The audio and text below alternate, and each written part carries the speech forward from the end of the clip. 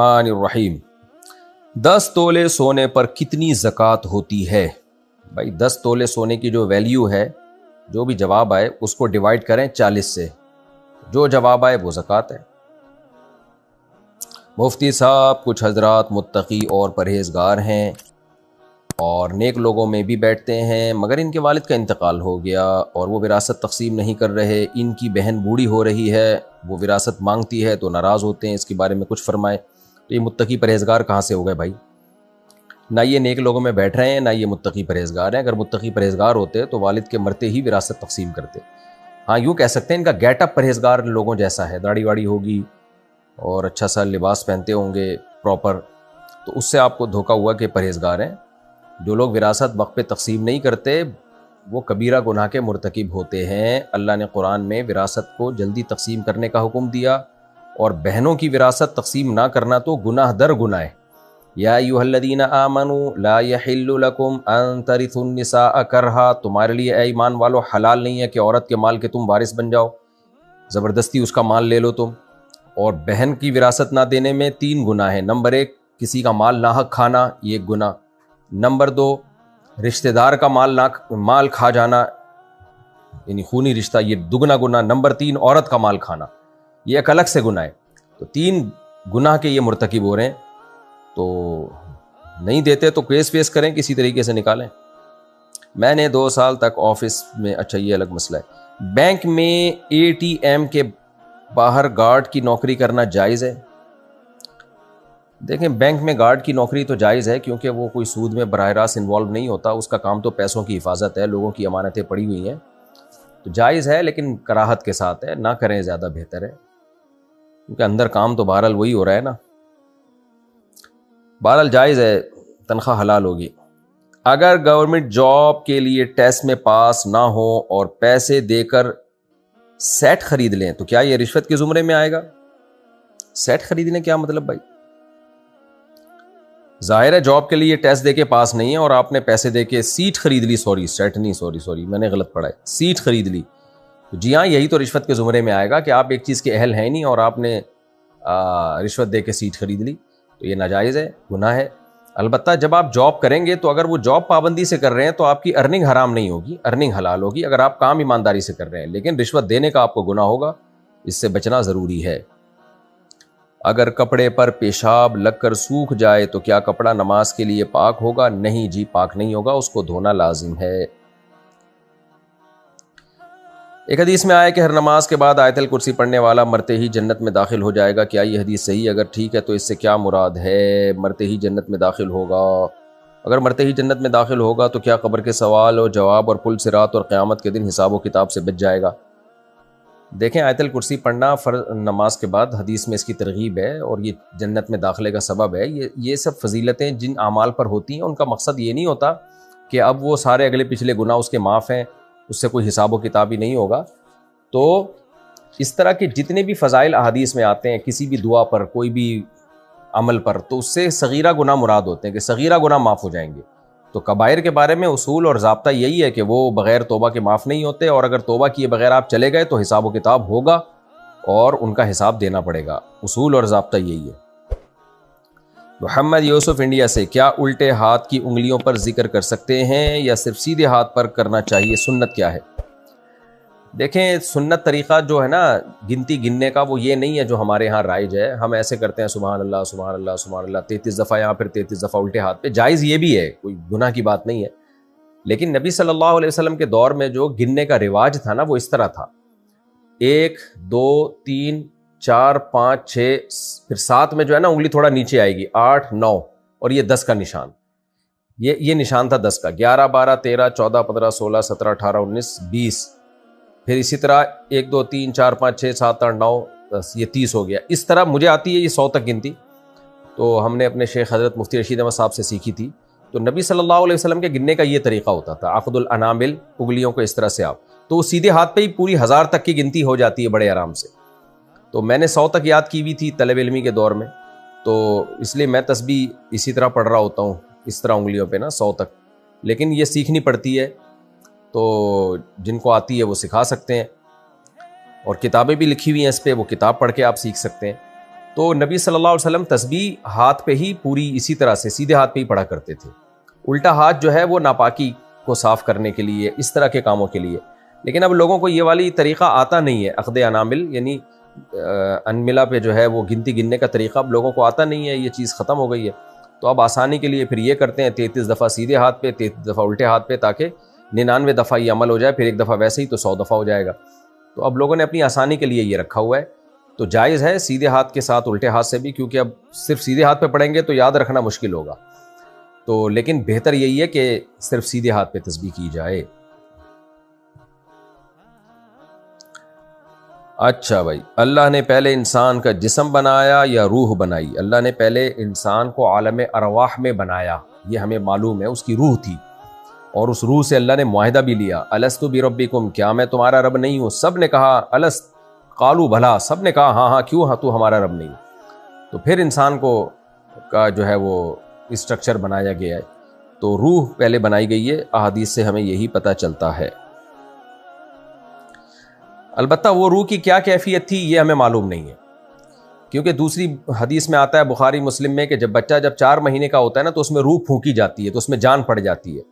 تو اب یہ روح جو جسم کے ساتھ متصل ہو، اس کی کیا کیفیت ہے، اور جو عالم پہلے یعنی انسان کی پیدائش سے پہلے جو روح کی کیفیت تھی وہ کیا تھی، یہ وہ چیزیں ہیں جن کی ہمیں ڈیٹیل نہیں بتائی گئی ہے. تو اس لیے ہمیں اس کے بارے میں خاموش ہی رہنا چاہیے.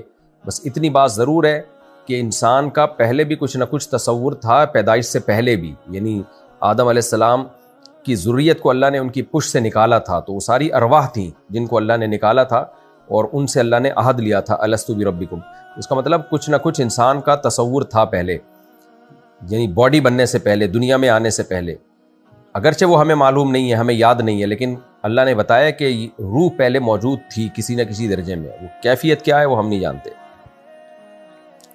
کھانے کے دوران انگلیاں چاٹنے کا کیا حکم ہے، خصوصاً ایسے وقت جب کہ ایک پلیٹ میں زیادہ افراد کھا رہے ہوں اور کسی کو انگلیاں چاٹنے سے کراہت ہو رہی ہو؟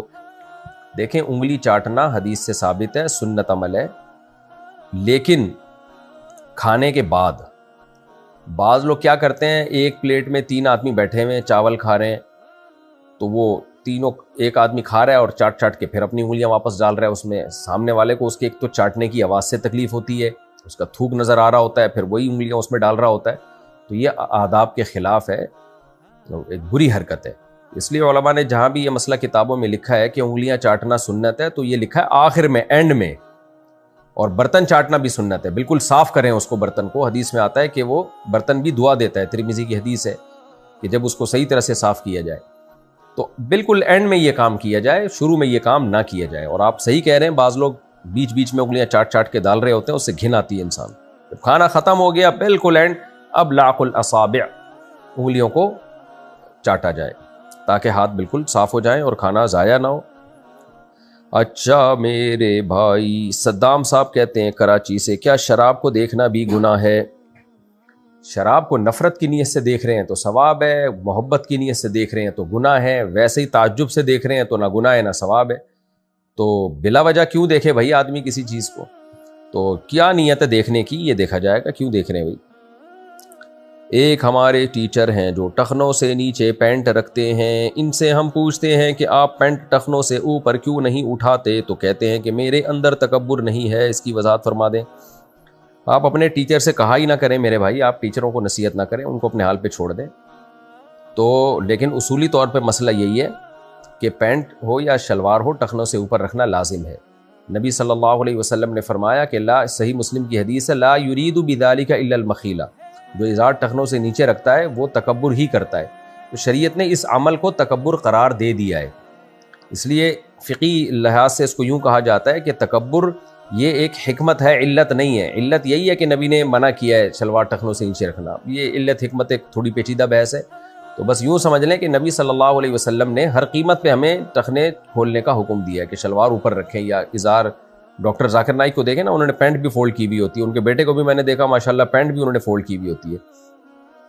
تو یہ نبی صلی اللہ علیہ وسلم کا حکم ہے، تو چاہے تکبر ہو یا نہ ہو، تو کیونکہ اس عمل کو کبر قرار دیا ہے. ورنہ خود نبی صلی اللہ علیہ وسلم ازار ٹخنوں سے اوپر نہ رکھتے. آپ میں تو کبر ہو ہی نہیں سکتا, سوال ہی پیدا نہیں ہوتا, پھر بھی آپ کا ازار ٹخنوں سے اوپر تھا. حضرت عمر ازار ٹخنوں سے اوپر. حضرت ابو بکر رضی اللہ تعالیٰ عنہ نے فرمایا کہ یا رسول اللہ میں کوشش کرتا ہوں لیکن پھر بھی بعض دفعہ نیچے چلا جاتا ہے. تو آپ نے کیا فرمایا؟ انک لست ممن جرہ خیلا, تم ان لوگوں میں سے نہیں ہو جو تکبر سے ٹخنے ڈھانکتے ہو. تو بعض لوگوں نے اس حدیث کا مطلب یہ لیا کہ ابو بکر کو آپ نے اجازت دی ہے. نہ نہ نہ نہ, اجازت حضرت ابو بکر کو بھی نہیں دی ہے. یہ کیسے ہو سکتا ہے کہ نبی کے ٹخنے کھلے رہیں, آپ کا ازار اوپر رہے اور ابو بکر کا ازار اوپر نہ ہو؟ یہ کیسے ہو سکتا ہے؟ اصل میں تو نبی نے حضرت ابو بکر کو تسلی دی ہے کہ تم کوشش کرتے ہو اوپر رکھنے کی, پھر اگر غفلت میں کبھی نیچے ہو گیا تو تمہیں گناہ نہیں ملے گا. یہ مطلب نہیں ہے کہ آپ کو پرمیشن ہے کہ آپ ٹخنے ڈھانک سکتے ہیں, پرمیشن کسی کو بھی نہیں دی ہے. تو صحابہ کرام کے ازار ٹخنوں سے اوپر ہی رہتا تھا. حضرت عمر نے اپنے شہادت کے وقت میں دیکھا ایک کوئی نوجوان عیادت کے لیے آیا, تو جانے لگا تو ان کی ازار ٹخنوں سے نیچے تھا. حضرت عمر نے ان کو بلا کے فرمایا کہ ارفع ازارک, اپنے ازار کو اوپر کرو. تو صحابہ کرام نہیں چھوڑتے تھے کسی کو بھی جس کے ازار ٹخنوں سے نیچے ہوتا تھا.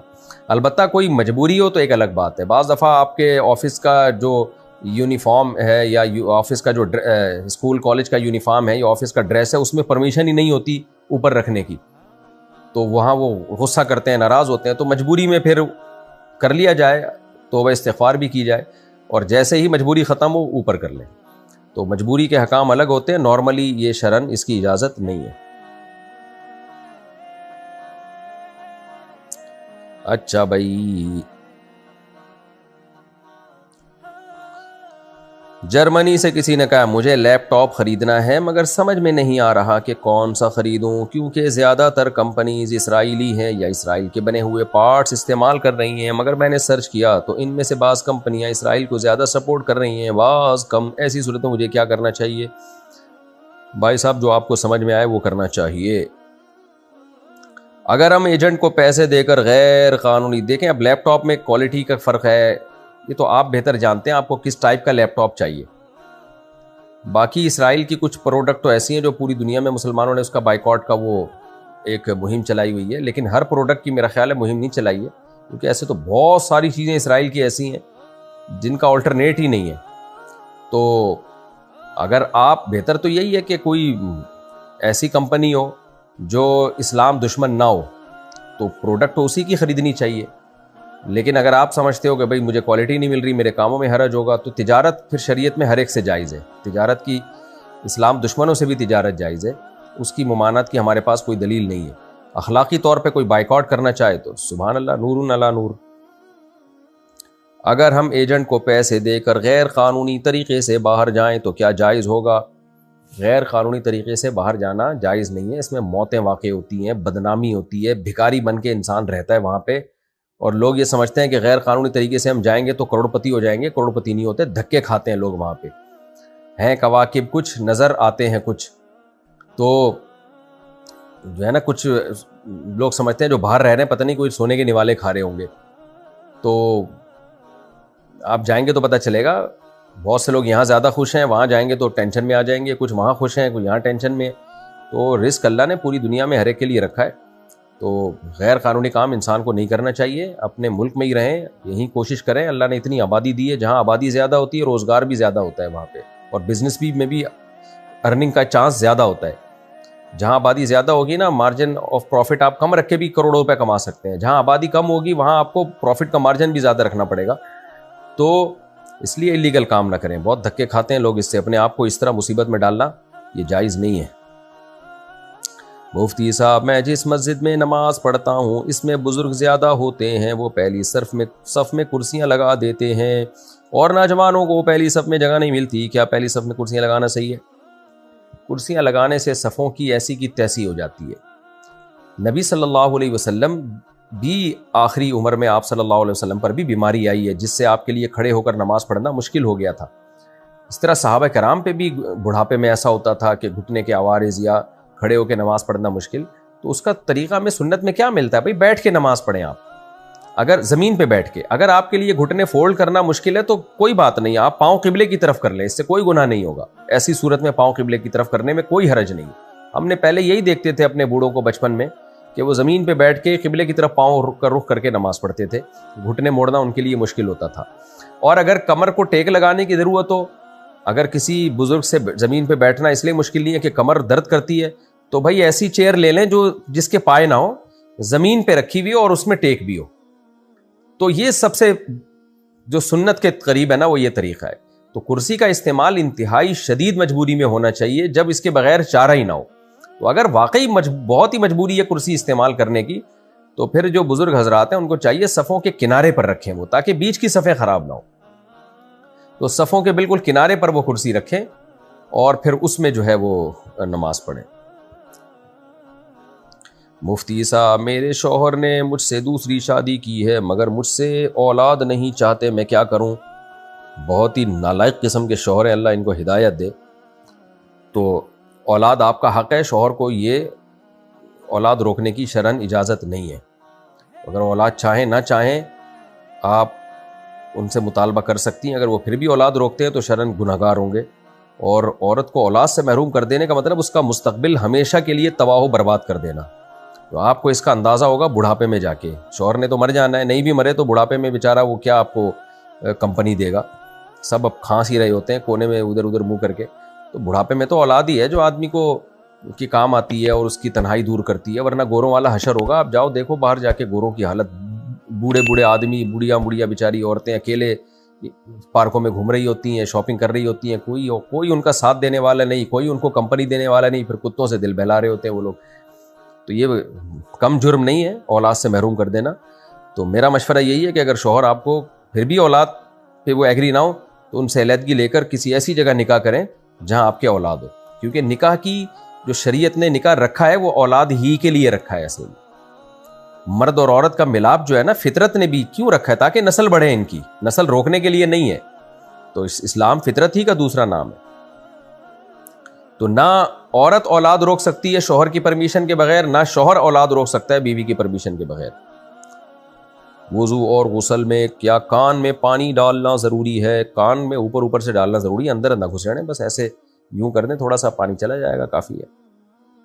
باقی وضو میں تو ضروری نہیں ہے, وضو میں تو خالی کان کا مسح کیا جاتا ہے, وہ بھی فرض نہیں ہے, سنت مؤکدہ ہے. کچھ لڑکیوں کے والدین پڑھائی کی وجہ سے ان کی شادی نہیں کراتے, وہ لڑکیاں کیا کریں؟ کچھ لبرل والدین ہوتے ہیں جو کہتے ہیں ایکچولی ابھی ہم نے بچی کو پڑھانا ہے. وہ ایک بڑا زبردست کمنٹ آیا ہوا تھا کسی لبرل انٹی کا فیس بک پہ, اس نے یہ لکھا کہ کل میں نے ایک خاتون کو دیکھا. یہ لبرل انٹی کا میں آپ کو میسج بتا رہا ہوں جو انہوں نے کمنٹس کیے ہوئے تھے.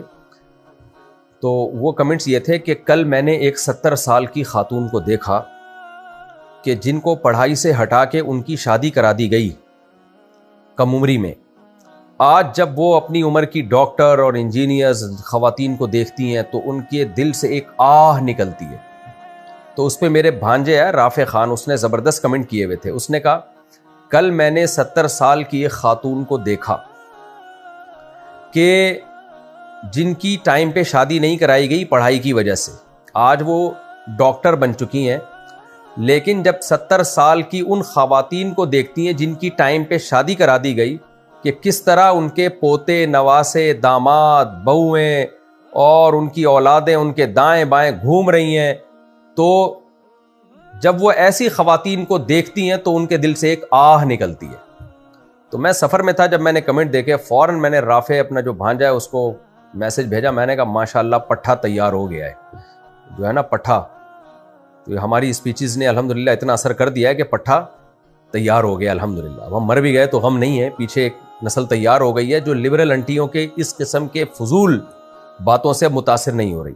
بھائی لڑکی کو جتنی تعلیم کی ضرورت ہے نا ہے, ہم نہیں کہتے کہ لڑکیاں تعلیم حاصل نہ کریں, بالکل اتنی بلکہ اس سے بھی زیادہ اپنا گھر بسانے کی ضرورت ہے, کیونکہ گھر بسانا عورت کی فطرت ہے, اولاد عورت کی فطرت ہے. فطرت سے مت لڑو آپ.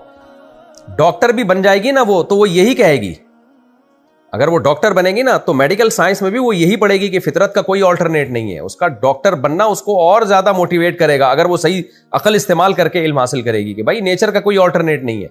تو لڑکا لڑکی جب بالغ ہوتے ہیں تو ان دونوں کی ایک دوسرے کی طرف اٹریکشن ہوتی ہے. یہ اٹریکشن ہے اس لیے کہ ان کا ملاپ ہو, نکاح ہو, پھر آگے ان کو اولاد بھی چاہیے. تو کیونکہ یہ سب قدرت ہے, فطرت ہے, تو نیچر کا تھوڑی کوئی آلٹرنیٹ ہوتا ہے. تو اس لیے ماں باپ کو چاہیے اپنی بچیوں پہ ظلم نہ کریں, ان کی بروقت نکاح کرا دیں. تو یہ زیادہ ضروری ہے ان کے لیے, تاکہ وہ گھر بسائیں, ان کو ایک سکون ملے. تنہائی جو ہے نا یہ مرد کو بھی کھاتی ہے, عورت کو بھی کھاتی ہے, اور اللہ نے تنہائی دور کرنے کے لیے مرد کے لیے بیوی کو رکھا ہے, بیوی کے لیے آدمی کو رکھا ہے. ورنہ وہی ہوگا جو گوروں میں ہو رہا ہے. اللہ بچائے کیا کیا حالات چل رہے ہیں وہاں پہ. باقی اگر ماں باپ شادی نہیں کرا رہے تو شرعی مسئلہ یہ ہے کہ لڑکی کا ولی اگر اس کی نکاح میں دلچسپی نہ لے رہا ہو تو شریعت میں پھر یہ ہے کہ وہ کورٹ میرج کر سکتی ہے. لیکن میں بہرحال لڑکیوں کو اس کا مشورہ نہیں دیتا کیونکہ ماں باپ پھر باغی ہو جاتے ہیں اور پھر بہت بڑے مسائل آگے کھڑے ہوتے ہیں, تو کورٹ میرج کی طرف نہیں جانا چاہیے. لیکن بہرحال ماں باپ کو چاہیے کہ وہ اپنی بچیوں کے نکاح کی فکر کریں, اور بچیوں کو بھی چاہیے اگر ماں باپ نکاح کرنا چاہ رہے ہیں تو پڑھائی کو شادی کی وجہ سے ڈیلے نہ کریں. بہت سارے کیسز ہمارے پاس آ چکے ہیں بھائی, ہم اسی سوسائٹی میں رہتے ہیں کہ لڑکیاں بہت پچھتاتی ہیں کہ ہم ڈاکٹر بننے میں اور پھر پڑھائی میں ہم نے اپنی شادی کو ڈیلے کیا, اور اب پڑھائی تو ہو گئی ہے لیکن اب رشتے نہیں آ رہے, اور آ رہے ہیں تو آڑے ترچھے آ رہے ہیں. ہر چیز کی ایک ایج ہوتی ہے. مرد جب عورت کی طرف نکاح کا پیغام بھیجتا ہے نا تو پڑھائی اور یہ سب چیزیں بعد میں, سب سے پہلے وہ دیکھتا ہے کہ اس میں اٹریکشن کتنی ہے. تو اگر اس میں اٹریکشن ختم ہو جائے تو ہو سکتا ہے کوئی پروفیسر کالج کھلوانے کی نیت سے شادی کر لے کہ چلو جی کوئی میں بھی ایک یونیورسٹی کھولنا چاہ رہا ہوں, اس سلسلے میں آپ سے شادی کر رہا ہوں. لیکن وہ جو ایک بے پناہ محبت ہوتی ہے مرد اور عورت کے درمیان, میاں بیوی کے درمیان, وہ محبت نہیں ملتی پھر عورت کو. اس لیے فطرت سے بغاوت مت کرو بھائی. ہمارے پاس اسلام ہے, وہ ہمیں گائیڈ کر رہا ہے. گوروں کے پاس تو مذہب ہی نہیں ہے, تو اس لیے بیچاروں کا حال دیکھو کیا ہو گیا. صرف ایک ان کی ترقی نظر آ رہی ہے, چاند پہ پہنچ گئے اور ترقی کر لی. خالی ترقی سب کچھ نہیں ہوتی بھائی. تو سکون سب سے پہلے ہے اور وہ نیچرل لائف میں ہے, تو فطرت سے تھوڑی آپ بغاوت کر سکتے ہیں. اچھا میرے بھائی, پاکستان سے کسی نے پوچھا ہے, میرے شوہر نے دوران لڑائی 3 دفعہ میں تمہیں طلاق بولا, کیا اس طرح کہنے سے طلاق واقع ہو گئی؟ ابے پورا جملہ تو مکمل نہیں کیا اس نے. میں تمہیں طلاق دیتا ہوں یا نہیں دیتا ہوں یہ منہ سے پھوٹے گا تو ہوگی, تو اس سے پوچھیں کیا ہے. اس طرح طلاق نہیں ہوتی, جملہ کمپلیٹ نہیں ہے نا. میں تمہیں طلاق دی یہ بول دیتا, یا میں نے تمہیں طلاق دی, اس طرح ہوتی ہے. خالی طلاق پہ آ کے بریک لگا دی تو طلاق نہیں ہوگی. پاکستان سے کسی نے پوچھا ہے, میں نے, اور دیکھو 3 طلاقیں دینا ناجائز ہے, بہت بری حرکت ہے. 1 طلاق دینی چاہیے اگر بہت مجبوری ہو, تاکہ میاں بیوی کے درمیان دوبارہ جوڑ کا آپشن موجود رہے. بعض دفعہ اس وقت غصے میں ہوتے ہیں, بعد میں دونوں کو ندامت ہوتی ہے, تو اس لیے اللہ نے منع کیا 3 طلاقیں اکٹھی دینے سے. پاکستان سے کسی نے پوچھا, میں نے بچی کی پیدائش پر اسٹیٹ لائف انشورنس سے 20 سال کی پالیسی لی تھی تاکہ اس کی شادی کے وقت اخراجات پورے کیے جا سکیں. تقریباً 13 سال سے پالیسی بھر رہا ہوں. اب میں نے سنا ہے کہ یہ سود ہوتا ہے, رہنمائی فرمائیں اگر سود ہے تو میں یہ ختم کر دوں. جی ختم کر دیں, اور جتنے پیسے جمع کرائیں وہ آپ واپس لے سکتے ہیں. بالکل سود ہے, حرام ہے, ناجائز ہے. تو ہاں یہ ضرور ہے کہ جو رقم آپ جمع کرا چکے ہیں وہ بہرحال آپ واپس کسی بھی طریقے سے لے سکتے ہیں. اب وہ دیں گے نہیں تو پھر یہی ہوگا کہ اب وہ دیں گے نہیں اگر, تو جو ہے وہ پھر جب آپ کو پروفٹ کے ساتھ وہ دینے لگیں تو پھر رقم لے کے پروفٹ جو ہے وہ آپ ثواب کی نیت کے بغیر صدقہ کر لیں. جو آپ کی اصل رقم ہے وہ آپ کے لیے حلال ہے, اور اگر کسی طرح واپس مل سکتے ہیں تو فوراً واپس لینا ضروری ہے. پھر وہ یعنی پالیسی ختم کر کے. تسنیم صاحبہ کابل سے, میرا سوال یہ ہے کہ صوفیزم کیا ہے؟ کیا ان کے گول گھومنے سے ان کا ماننا ہے کہ ان کی وہ اللہ کے پاس جائے گی؟ کیا آپ کے خیال سے بے ادبی نہیں ہے کہ اللہ کا ذکر کرتے ہوئے ناچے؟ بالکل 100% بے ادبی ہے. جو صوفیزم اوریجنل سچی مچی کا صوفیزم ہے وہ تو یہ ہے کہ آپ اللہ کی محبت پیدا کریں کسی اللہ والے سے تعلق قائم کر کے, گناہ چھوڑیں, نیکی کی طرف آئیں, اس کی صحبت, اللہ والے کی صحبت اختیار کریں, کیونکہ نیک لوگوں کی صحبت سے انسان میں اللہ کی محبت پیدا ہوتی ہے, برائی ختم ہونے کا جذبہ پیدا ہوتا ہے. تو اصل صوفیزم تو یہ ہے. پہلے زمانے میں بیعت لوگ اسی نیت سے ہوتے تھے, کسی کو اپنا مینٹور بنا لیا تاکہ وہ آپ کو گائیڈ کرے, اور اب بھی جو نیک بزرگ ہیں وہ یہی ہیں. لیکن اس میں دھاندلیاں اور 2 نمبریاں زیادہ ہو گئی ہیں, اوریجنل بزرگ کم رہ گئے ہیں, 2 نمبر لوگ اس میں زیادہ گھس گئے ہیں. تو وہ یہ ناچ گانے لگائے ہوئے ہوتے ہیں, قوالیاں چل رہی ہوتی ہیں, اور وہ جو یوٹیوب پہ آ رہی ہوتی ہے ویڈیو, تو یہ حرام ہے, ناجائز ہے بھائی. یورپ میں لوگ مورگیج پر زمین لے کر گھر بناتے ہیں اور کہتے ہیں کہ دارالحرب میں جائز ہے. اس پر روشنی ڈالیں. بالکل جائز نہیں ہے دارالحرب میں, اور جائز نہیں ہے مورگیج پہ زمین لے کر گھر بنانا. کیا واٹر پروف موزوں پر مسح کر سکتے ہیں؟ جی کر سکتے ہیں. آج کل ایک موزے آ رہے ہیں جن کو پہن کر آپ کافی دیر تک چل بھی سکتے ہیں, واٹر پروف بھی ہوتے ہیں, تو جائز ہے ان پہ مسح. بیڈ پر بیٹھ کر کھانا کھانا کیسا ہے؟ تو کیا لیٹ کے کھائیں گے میرے بھائی؟ بیٹھ کے ہی کھانا کھائیں گے, جہاں مرضی بیٹھ کے کھانا کھائیں. چھوٹی چھوٹی چیزوں کو پتہ نہیں لوگوں نے بہت زیادہ بنا لیا ہے. عصر کی نماز کے بعد سجدہ تلاوت کر سکتے ہیں؟ جی کر سکتے ہیں۔ دجال انسان ہوگا یا جن ہوگا؟ انسان ہوگا، انسان، آپ بے فکر رہیں، انسان ہوگا، لیکن فکر مند ہونے کی ضرورت ہے۔ دجال، حدیث میں آتا ہے کہ ہر نبی نے پناہ مانگی ہے دجال کے فتنے سے، اور دجال سے حفاظت کے لیے سورہ کہف جمعے کو یا جمعے کی رات کو تلاوت کرنی چاہیے۔ اللہ ہم سب کو محفوظ رکھے۔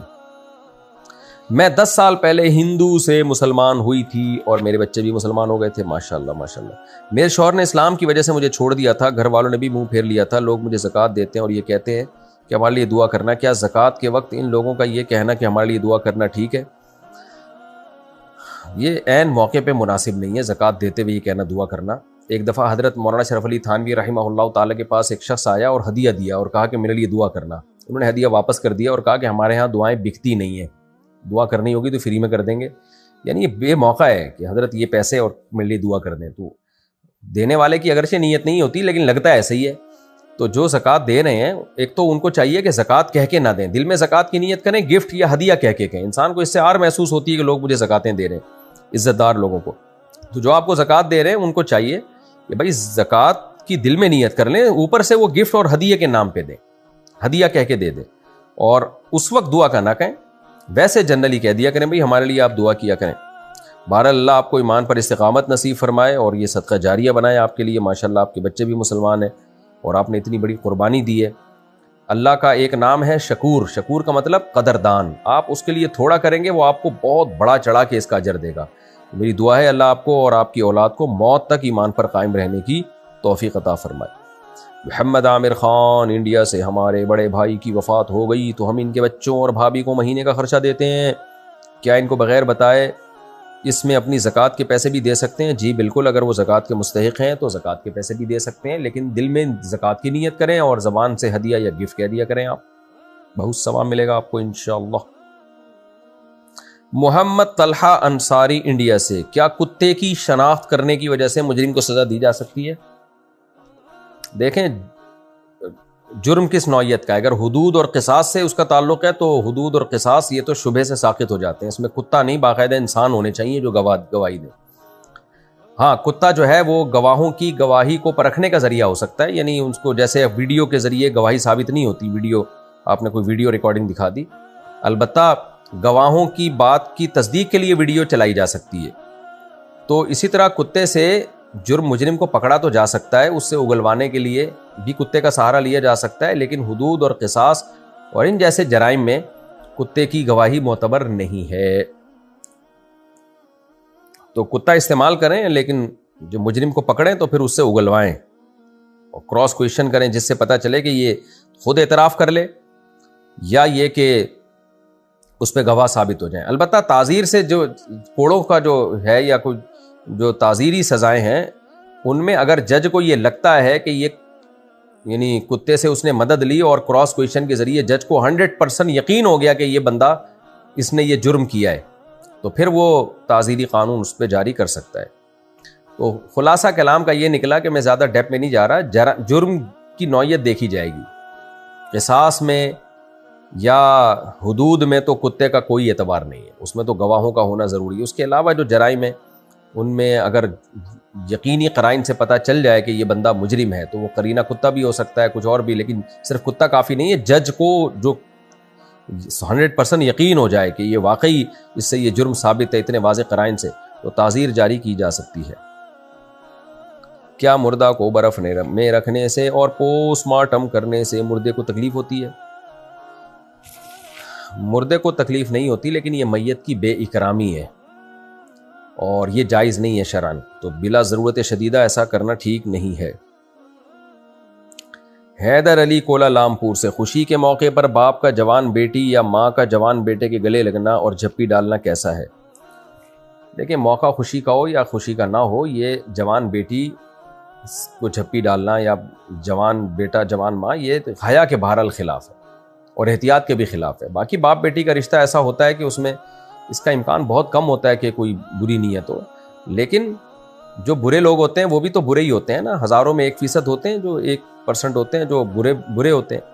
تو لیکن حیا کے بہرحال خلاف ہے یہ، تو وہ کام سوسائٹی میں نہیں کرنا چاہیے جو حیا کے خلاف ہو. شریعت حیا کو پروموٹ کرتی ہے اور اس کی ضرورت بھی نہیں ہے. تو کسی نے کر لی ہے تو اس کو برا نہ سمجھیں، لیکن اس کو پروموٹ نہیں کرنا چاہیے، اس کو نامناسب ہی سمجھنا چاہیے اس عمل کو. کیا خاتون کے لیے کسی اللہ والے سے بیعت ہونا اور مرشد بنانا جائز ہے؟ جائز ہے، لیکن یہ ضروری ہے کہ وہ اللہ والا ہی ہو، اور اللہ والا ہوگا تو عورت سے ریزرو بھی رہے گا، وہ بد نظری سے بھی بچے گا، اور ٹو دا پوائنٹ بات کرے گا جو اس کی اصلاح سے جس کا تعلق. اگر وہ زیادہ ہی فری ہو رہا ہے اس کا مطلب وہ اللہ والا ہے ہی نہیں. کئی ایسے واقعات آئے ہیں، خواتین بس کسی کے بزرگی سے متاثر ہو گئیں اور اس سے بیعت ہو گئیں، بعد میں وہی بزرگ ہی فتنہ پیدا ہو گیا اس کے لیے اور عشق معاشقہ ہو گیا. تو اس لیے اس میں خاص طور پہ جوان عورت کو چاہیے کہ کسی بوڑھے پیر سے بیعت ہو، بوڑھے آدمی سے، تاکہ فتنے کا اندیشہ کم سے کم ہو اور علماء وقت کو اس پر اعتماد ہو، کیونکہ آج کل تو پیر بھی ایسے ہیں پتھر اٹھاؤ پیر نکلے گا. تو اس لیے اس میں بہت احتیاط کی ضرورت ہے. یہ جو سلسلے حضرت فیروز میمن صاحب کے، حضرت حکیم اختر صاحب کے خلفاء کے سلسلے، ان میں ماشاءاللہ میں نے دیکھا ہے بہت احتیاط ہے. تو اس لیے کسی خاتون، اگر کوئی جوان خاتون بیعت ہونا چاہتی ہیں تو میں اکثر ان کو حضرت فیروز میمن صاحب کا مشورہ دیتا ہوں کہ ان سے بیعت ہو جاؤ. یا جامع الرشید میں حضرت مولانا قاسم صاحب ہیں، وہ بہت ماشاءاللہ اللہ ان کی عمر میں برکت دے، بہت محتاط ہیں ان چیزوں میں، تو ان سے بیعت ہو جائیں. لیکن اس میں بس جو بھی مشہور آدمی ہو اس سے نہیں بیعت ہونا چاہیے. بعض لوگ یہ دیکھتے ہیں اتنے مشہور ہیں فلانا، اتنا اس کے لوگ اتنی تعریفیں کرتے ہیں، تو اتنا کافی نہیں ہے. تو یہ بھی ہو سکتا ہے مشہور آدمی نیک ہو، لیکن یہ بھی ہو سکتا ہے صرف مشہور ہی ہو نیک نہ ہو. تو جوان عورت کے لیے بیعت ہونا، کیونکہ شیخ کا پھر مریدنی کے ساتھ ایک عقیدت محبت کا تعلق ہو جاتا ہے، مریدنی کا اپنے شیخ کے ساتھ، اس تعلق میں فتنوں کا بڑا خطرہ ہے. عورت کو چاہیے محبت حقیقت میں صرف اپنے شوہر ہی سے کرے وہ، تو حقیقی محبت اپنے شوہر سے ہونی چاہیے اور اسی کی طرف اٹریکشن ہونی چاہیے. شیخ سے محبت ایسے ہو جیسے ہمیں نبی صلی اللہ علیہ وسلم سے محبت ہے، وہ 100% پاکیزہ محبت ہوتی ہے. لیکن اب ہوتا یہ ہے کہ خاتون کسی سے بیعت ہو جاتی ہیں، وہ شروع میں پاکیزہ محبت ہے، وہ پاکیزہ آہستہ آہستہ وہ خواہش نفس میں تبدیل ہونا شروع ہو جاتی ہے. کیونکہ مرد اور عورت میں بہرحال جہاں بھی ان میں لنک ہوگا تو فتنے کا بہرحال اندیشہ ہوتا ہے. تو اس میں عورت کو بیعت تو ہونا چاہیے، اس کے فائدے بہت زیادہ ہیں، لیکن بہت سوچ سمجھ کے بیعت ہونا چاہیے، بہت احتیاط کرنی چاہیے، جلد بازی نہیں کرنی چاہیے. کسی ایسے شخص سے بیعت ہو جانا جس میں خطرہ ہو، اس سے بہتر ہے زندگی بھر بیعت نہ ہو. کیونکہ اصل شریعت ہے، بیعت ہونے کا مقصد بیعت برائے بیعت نہیں ہوتا، شریعت پہ چلنا ہوتا ہے. تو اصل یہ ہے کہ گناہ چھوڑیں، شریعت پہ چلیں. اگر بغیر بیعت ہوئے کوئی شریعت پہ چلے تو فائدہ تو حاصل ہو رہا ہے. تو یہ اس سے بہتر ہے کہ بیعت ہو کے آپ شریعت کو فالو نہ کریں آپ، اور آپ فتنے میں پڑ جائیں. اگر نماز کے دوران وضو ٹوٹ جائے تو کیا کرنا چاہیے؟ نماز ٹوٹ گئی آپ کی، نکل لیں پتلی گلی سے، وضو کر کے بہتر یہی ہے کہ دوبارہ نماز پڑھیں. باقی احناف کے نزدیک یہ بھی جائز ہے کہ بنا کر لیں، کیونکہ یہ بھی بعض روایات میں اس کا تذکرہ ملتا ہے. بنا کا مطلب یہ ہے کہ آپ جائیں جہاں وضو کرتے فوراً واپس آئیں، جہاں سے نماز ٹوٹی تھی وہیں سے شروع کر دیں. لیکن اس کی شرطیں بہت سخت ہیں اور وہ شرطوں کی لوگ رعایت نہیں کرتے، تو اس لیے کیا جا رہا ہے آپ دوبارہ، اور جمہور کا قول بھی یہی ہے کہ دوبارہ نماز پڑھنی پڑے گی. تو احتیاط اسی میں ہے کہ وضو ٹوٹ گیا نکلیں، وضو کر کے دوبارہ سے نماز شروع کر دیں. جمعہ کی کل رکعتیں کتنی ہیں؟ جی جمعہ کی کل رکعتیں 4 سنت موقدہ پہلے ہیں، پھر 2 فرض ہیں، اس کے بعد 4 سنت موقدہ ہیں. اور بعض علماء کے نزدیک 2 فرض کے بعد 6 سنت موقدہ ہیں، 4 اور 2. تو ہمارے نزدیک راجح یہی ہے کہ پہلے 4 پڑھ لے اور بعد میں 4 پڑھ لے، 2 پڑھ لے تو اور اچھی بات ہے. تو شروع میں 4 اور بعد میں 4. باقی یہ چاروں ائمہ کے درمیان اختلافی مسئلہ ہے، دلائل ہر ایک کے پاس ہیں، کیونکہ بعض لوگ اختلافی مسائل میں شدت بہت کرتے ہیں، وہ سمجھتے ہیں صرف دلیل ہمارے پاس ہی ہے، دلائل سب کے پاس ہیں. تو میں نے جو موقف بتایا وہ احناف کا موقف ہے، تو ان کے نزدیک 4 پہلے اور 4 بعد میں. میں 2015 میں مسلمان ہوئی تھی اور 2021 تک گھر میں رہتی تھی، تو اس وقت نماز اور روزہ نہیں رکھ سکتی تھی. پھر میں نے ہجرت کی تو مجھے 6 سال کی قضا نمازیں پڑھنی ہوں گی، یا اس وقت میں مجبور تھی تو معاف ہو جائیں گی؟ روزے تو میں قضا کروں گی مگر نمازیں بہت زیادہ ہیں، برائے مہربانی رہنمائی فرمائیں، میں بہت پریشان ہوں. پہلی بات تو یہ اللہ آپ کے اسلام کو قبول کرے، اللہ آپ کو مبارک کرے اور موت تک ایمان اور اسلام پہ قائم رہنے کی توفیق عطا فرمائے، اور اللہ آپ کو اس عظیم نعمت کی قدر کی توفیق عطا فرمائے. باقی دیکھیے، آپ 2021 تک گھر میں رہتی تھی، اس وقت نماز روزہ نہیں کر سکتی تھیں. تو اگر کوئی غیر مسلم دارالحرب میں، یعنی کافروں کے ملک میں مسلمان ہوا اور اس کو پتہ ہی نہیں کہ نماز فرض ہے، علم ہی نہیں تھا اس کے پاس، علم پہنچنے کا کوئی ذریعہ بھی نہیں تھا، تو وہ معذور ہے. پھر جب اس کو پتہ چلے گا کہ نماز فرض ہے تو وہ اس وقت سے اس پہ نمازیں فرض ہوں گی، اس سے پہلے کی نمازیں اس کے ذمے ضروری نہیں ہوں گی. لیکن آج کل تو اسلام کی دعوت ہر جگہ پہنچی ہوئی ہے. ظاہر جب آپ نے اسلام قبول کیا تو آپ کو پتہ تو ہوگا نا کہ نماز فرض ہے. تو ایسی صورت میں اگر آپ کے لیے نماز اور روزہ پڑھنا کسی وجہ سے ممکن نہیں تھا تو وہ آپ کے ذمے میں تھیں وہ نمازیں، کیونکہ شرعاً آپ پر لازم ہو گئی تھیں نمازیں، کیونکہ آپ کو علم تھا نماز کی فرضیت کا. تو جب علم ہو تو وہ نماز اور وہ جو رمضان کے روزے فرض ہوتے ہیں. تو مجبوری میں آپ نے چھوڑیں، اس پہ گناہ نہیں ہوگا. یعنی اگر آپ کو جان کا خوف تھا یا یہ خطرہ تھا کہ گھر والے ماریں گے بہت زیادہ، تو گناہ آپ کو انشاءاللہ نہیں ہوگا. باقی یہ کہ اب آپ یہ سمجھتی ہیں کہ بہت زیادہ ہیں، تو دیکھیں بہت زیادہ نمازیں ہونے سے حرج جب ہوتا مصیبت جب ہوتی جب شریعت آپ کو یہ کہتی کہ یہ آپ نے فوراً پڑھنی ہے. تو اگر آپ پر 6 سال کی نمازیں قضا ہیں تو آپ 6 سال میں پڑھ لیں اس کو. تو یہ شریعت نے تو نہیں کہا نا کہ آپ ایک دن میں 6 سال کی نمازیں پڑھیں. تو ہر نماز کے ساتھ ایک پرانی قضا دہرا لیں تو انشاءاللہ گناہ تو آپ کو ویسے بھی نہیں ہوا اگر آپ نے مجبوری میں چھوڑی ہیں. جان کا خوف تھا یا بہت زیادہ مار پیٹ کا خوف تھا. تو بس ایک حدیث میں آتا ہے دین اللہ احق و ان یقضی، اللہ کا جو قرض ہے وہ اس بات کے زیادہ لائق ہے کہ لوٹایا جائے. تو رمضان کے روزے اور نماز یہ بھی اللہ کا قرض ہے. اگر آپ نے وقت پہ ادا نہیں کی تو یہ آپ کے ذمے قرض رہ گئے. تو اب آپ ادا کر لیں، اور اس کا طریقہ یہی ہے کہ فجر کے ساتھ فجر پڑھ لیں، ظہر کے ساتھ ظہر پڑھ لیں، اور اس میں قضائے عمری نہیں ہوگی، سنتیں نہیں ہوں گی. البتہ وطر بھی چونکہ واجب ہے، نبی نے حکم دیا ہے وطر پڑھنے کا، تو وطر کی بھی قضا لوٹانی پڑے گی. لیکن ہر نماز کے ساتھ آپ صرف ایک قضا پڑھ لیں، اور ایک دن کی نمازیں آپ قضا لوٹا لیں. اور روزے میں تو ویسی سہولت ہے، 30 روزے پورا سال ہوتا ہے آپ کے پاس روزے لوٹانے کے لیے. تو پورے سال میں آپ سال کے 11 مہینے میں 30 روزے آپ ہر مسلمان آسانی کے ساتھ رکھ سکتا ہے. تو اس طرح سے آپ، اور 30 روزوں میں کبھی 29 ہوتے ہیں کبھی 30 ہوتے ہیں، تو پورا سال ہے آپ کے پاس. تو فوری ادائیگی ضروری نہیں ہے، اپنی سہولت سے اور آسانی کے ساتھ جس طرح ممکن ہو آپ اس طرح سے نماز اور روزوں کی قضا لوٹا لیں. میں ڈرائیور ہوں، روز گاڑی لے کر جاتا ہوں، مسافروں والی گاڑی ہوتی ہے، 200 کلومیٹر کا سفر ہوتا ہے، ٹائم بہت شارٹ ہوتا ہے، نماز کیسے ادا کروں؟ میرے بھائی جب مر جائیں گے نا تو ٹائم ہی ٹائم ہوگا آپ کے پاس. تو نماز قضا کرنا کسی صورت میں جائز نہیں ہے، آپ کو نماز بہرحال پڑھنی پڑے گی. تو 200 کلومیٹر کا سفر ہو یا 400 کلومیٹر کا سفر ہو، اب یہ آپ نے مینیج کرنا ہے. تو ظاہر ہے 200 کلومیٹر کے سفر میں کہیں نہ کہیں ویسے بھی کسی کو قضائے حاجت کے لیے کوئی رک جاتا ہے، بعض دفعہ چائے پینے کے لیے لوگ رک جاتے ہیں، تو نماز کے لیے کیوں نہیں رکتے؟ تو میں تو مسئلہ بتا سکتا ہوں کہ نماز قضا کرنا حرام ہے، ناجائز ہے. اب کیسے آپ نے نماز کی حفاظت کرنی ہے یہ آپ ہی بہتر جانتے ہیں. نامرد شوہر سے طلاق لینے کے بعد بھی عدت کرنی ہوگی؟ جی ہاں، جب رخصتی ہو گئی، دونوں بند کمرے میں تنہائی میں بند ہو گئے تو عدت بہرحال گزارنی پڑے گی. اچھا بھائی، اگر ایک سے زیادہ شادی کرنے کا حکم قرآن میں ہے تو پھر تو وہ فرض ہوا. قرآن میں کچھ حکم فرض کے طور پہ نہیں ہے، استحباب کے طور پر ہے. قرآن میں کھانے پینے کا بھی تو حکم ہے نا، کلو وشربو. کیا کھانا فرض ہو گیا؟ فرض جب ہے جب بھوک سے مرنے لگے آپ، ورنہ تو فرض نہیں ہے. تو یہ جو فن کے حکم طاب لکم ہے یہ ترغیبی حکم ہے، یہ وجوبی حکم نہیں ہے. کیا زندہ کو ایصال ثواب کر سکتے ہیں؟ کر سکتے ہیں. کیا مسجد میں سگریٹ لے جا سکتے ہیں جیب میں ڈال کر؟ اگر اس کی کوئی بدبو اسمیل نہیں آ رہی تو لے جا سکتے ہیں، لیکن بہتر یہی کہ نہ لے کے جائیں. اگر ہم کسی کو ووٹ نہ دیں تو کیا گناہگار ہوں گے؟ اگر آپ سمجھتے ہیں کہ میرے ووٹ نہ دینے سے نقصان ہوگا اور کوئی نااہل آدمی جیت سکتا ہے تو پھر گناہگار ہوں گے، ادروائز گناہگار نہیں ہوں گے. لیکن اس بحث میں پڑے بغیر کہ گناہگار ہوں گے کہ نہیں ہوں گے، ووٹ بہرحال دینا چاہیے جس کو آپ بہتر سمجھتے ہیں. لوگ کہتے ہیں کہ ہم بائیکاٹ کر رہے ہیں. بائیکاٹ کر کے آپ کو کیا ملے گا بھائی؟ کیونکہ آپ جب ووٹ نہیں دیتے تو مخالف کا ایک ووٹ اوپر چلا جاتا ہے، تو جو نااہل ہے اس کا ایک ووٹ اوپر چلا جاتا ہے. جس کو آپ اہل سمجھتے ہیں اس کو ووٹ دینا چاہیے. یوٹیوب پر فنی ویڈیوز ڈالنے کی کمائی حلال ہے یا حرام؟ یوٹیوب کی کمائی کا تعلق اس ایڈ سے ہوتا ہے جو ایڈ چل رہے ہوتے ہیں. تو اگر شراب کا ایڈ چل رہا ہے تو اس کی کمائی حرام ہے، اگر جائز چیزوں کا ایڈ چل رہا ہے تو اس کی کمائی حلال ہے.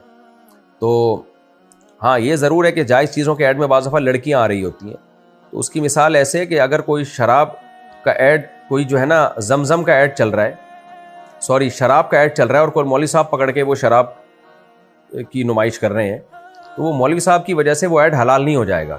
داڑھی ٹوپی والے جو ہے یہ شراب کا ایڈ چلا، یعنی یہ شراب کو پریزنٹ کر رہے ہیں یا شراب کے فضائل سنا رہے ہیں، تو اس کی وجہ سے کیونکہ وہ داڑھی والے چلا رہے ہیں تو اس کی وجہ سے وہ شراب کا ایڈ حلال نہیں ہو جائے گا، وہ حرام ہی رہے گا کیونکہ ایڈ شراب کا ہے. تو اسی طرح خوب سمجھ لیں کہ اگر جائز چیز کا ایڈ ہے تو وہ لڑکی کی وجہ سے حرام نہیں ہو جائے گا. ہاں، لڑکی کا آنا اس میں گناہ ہے.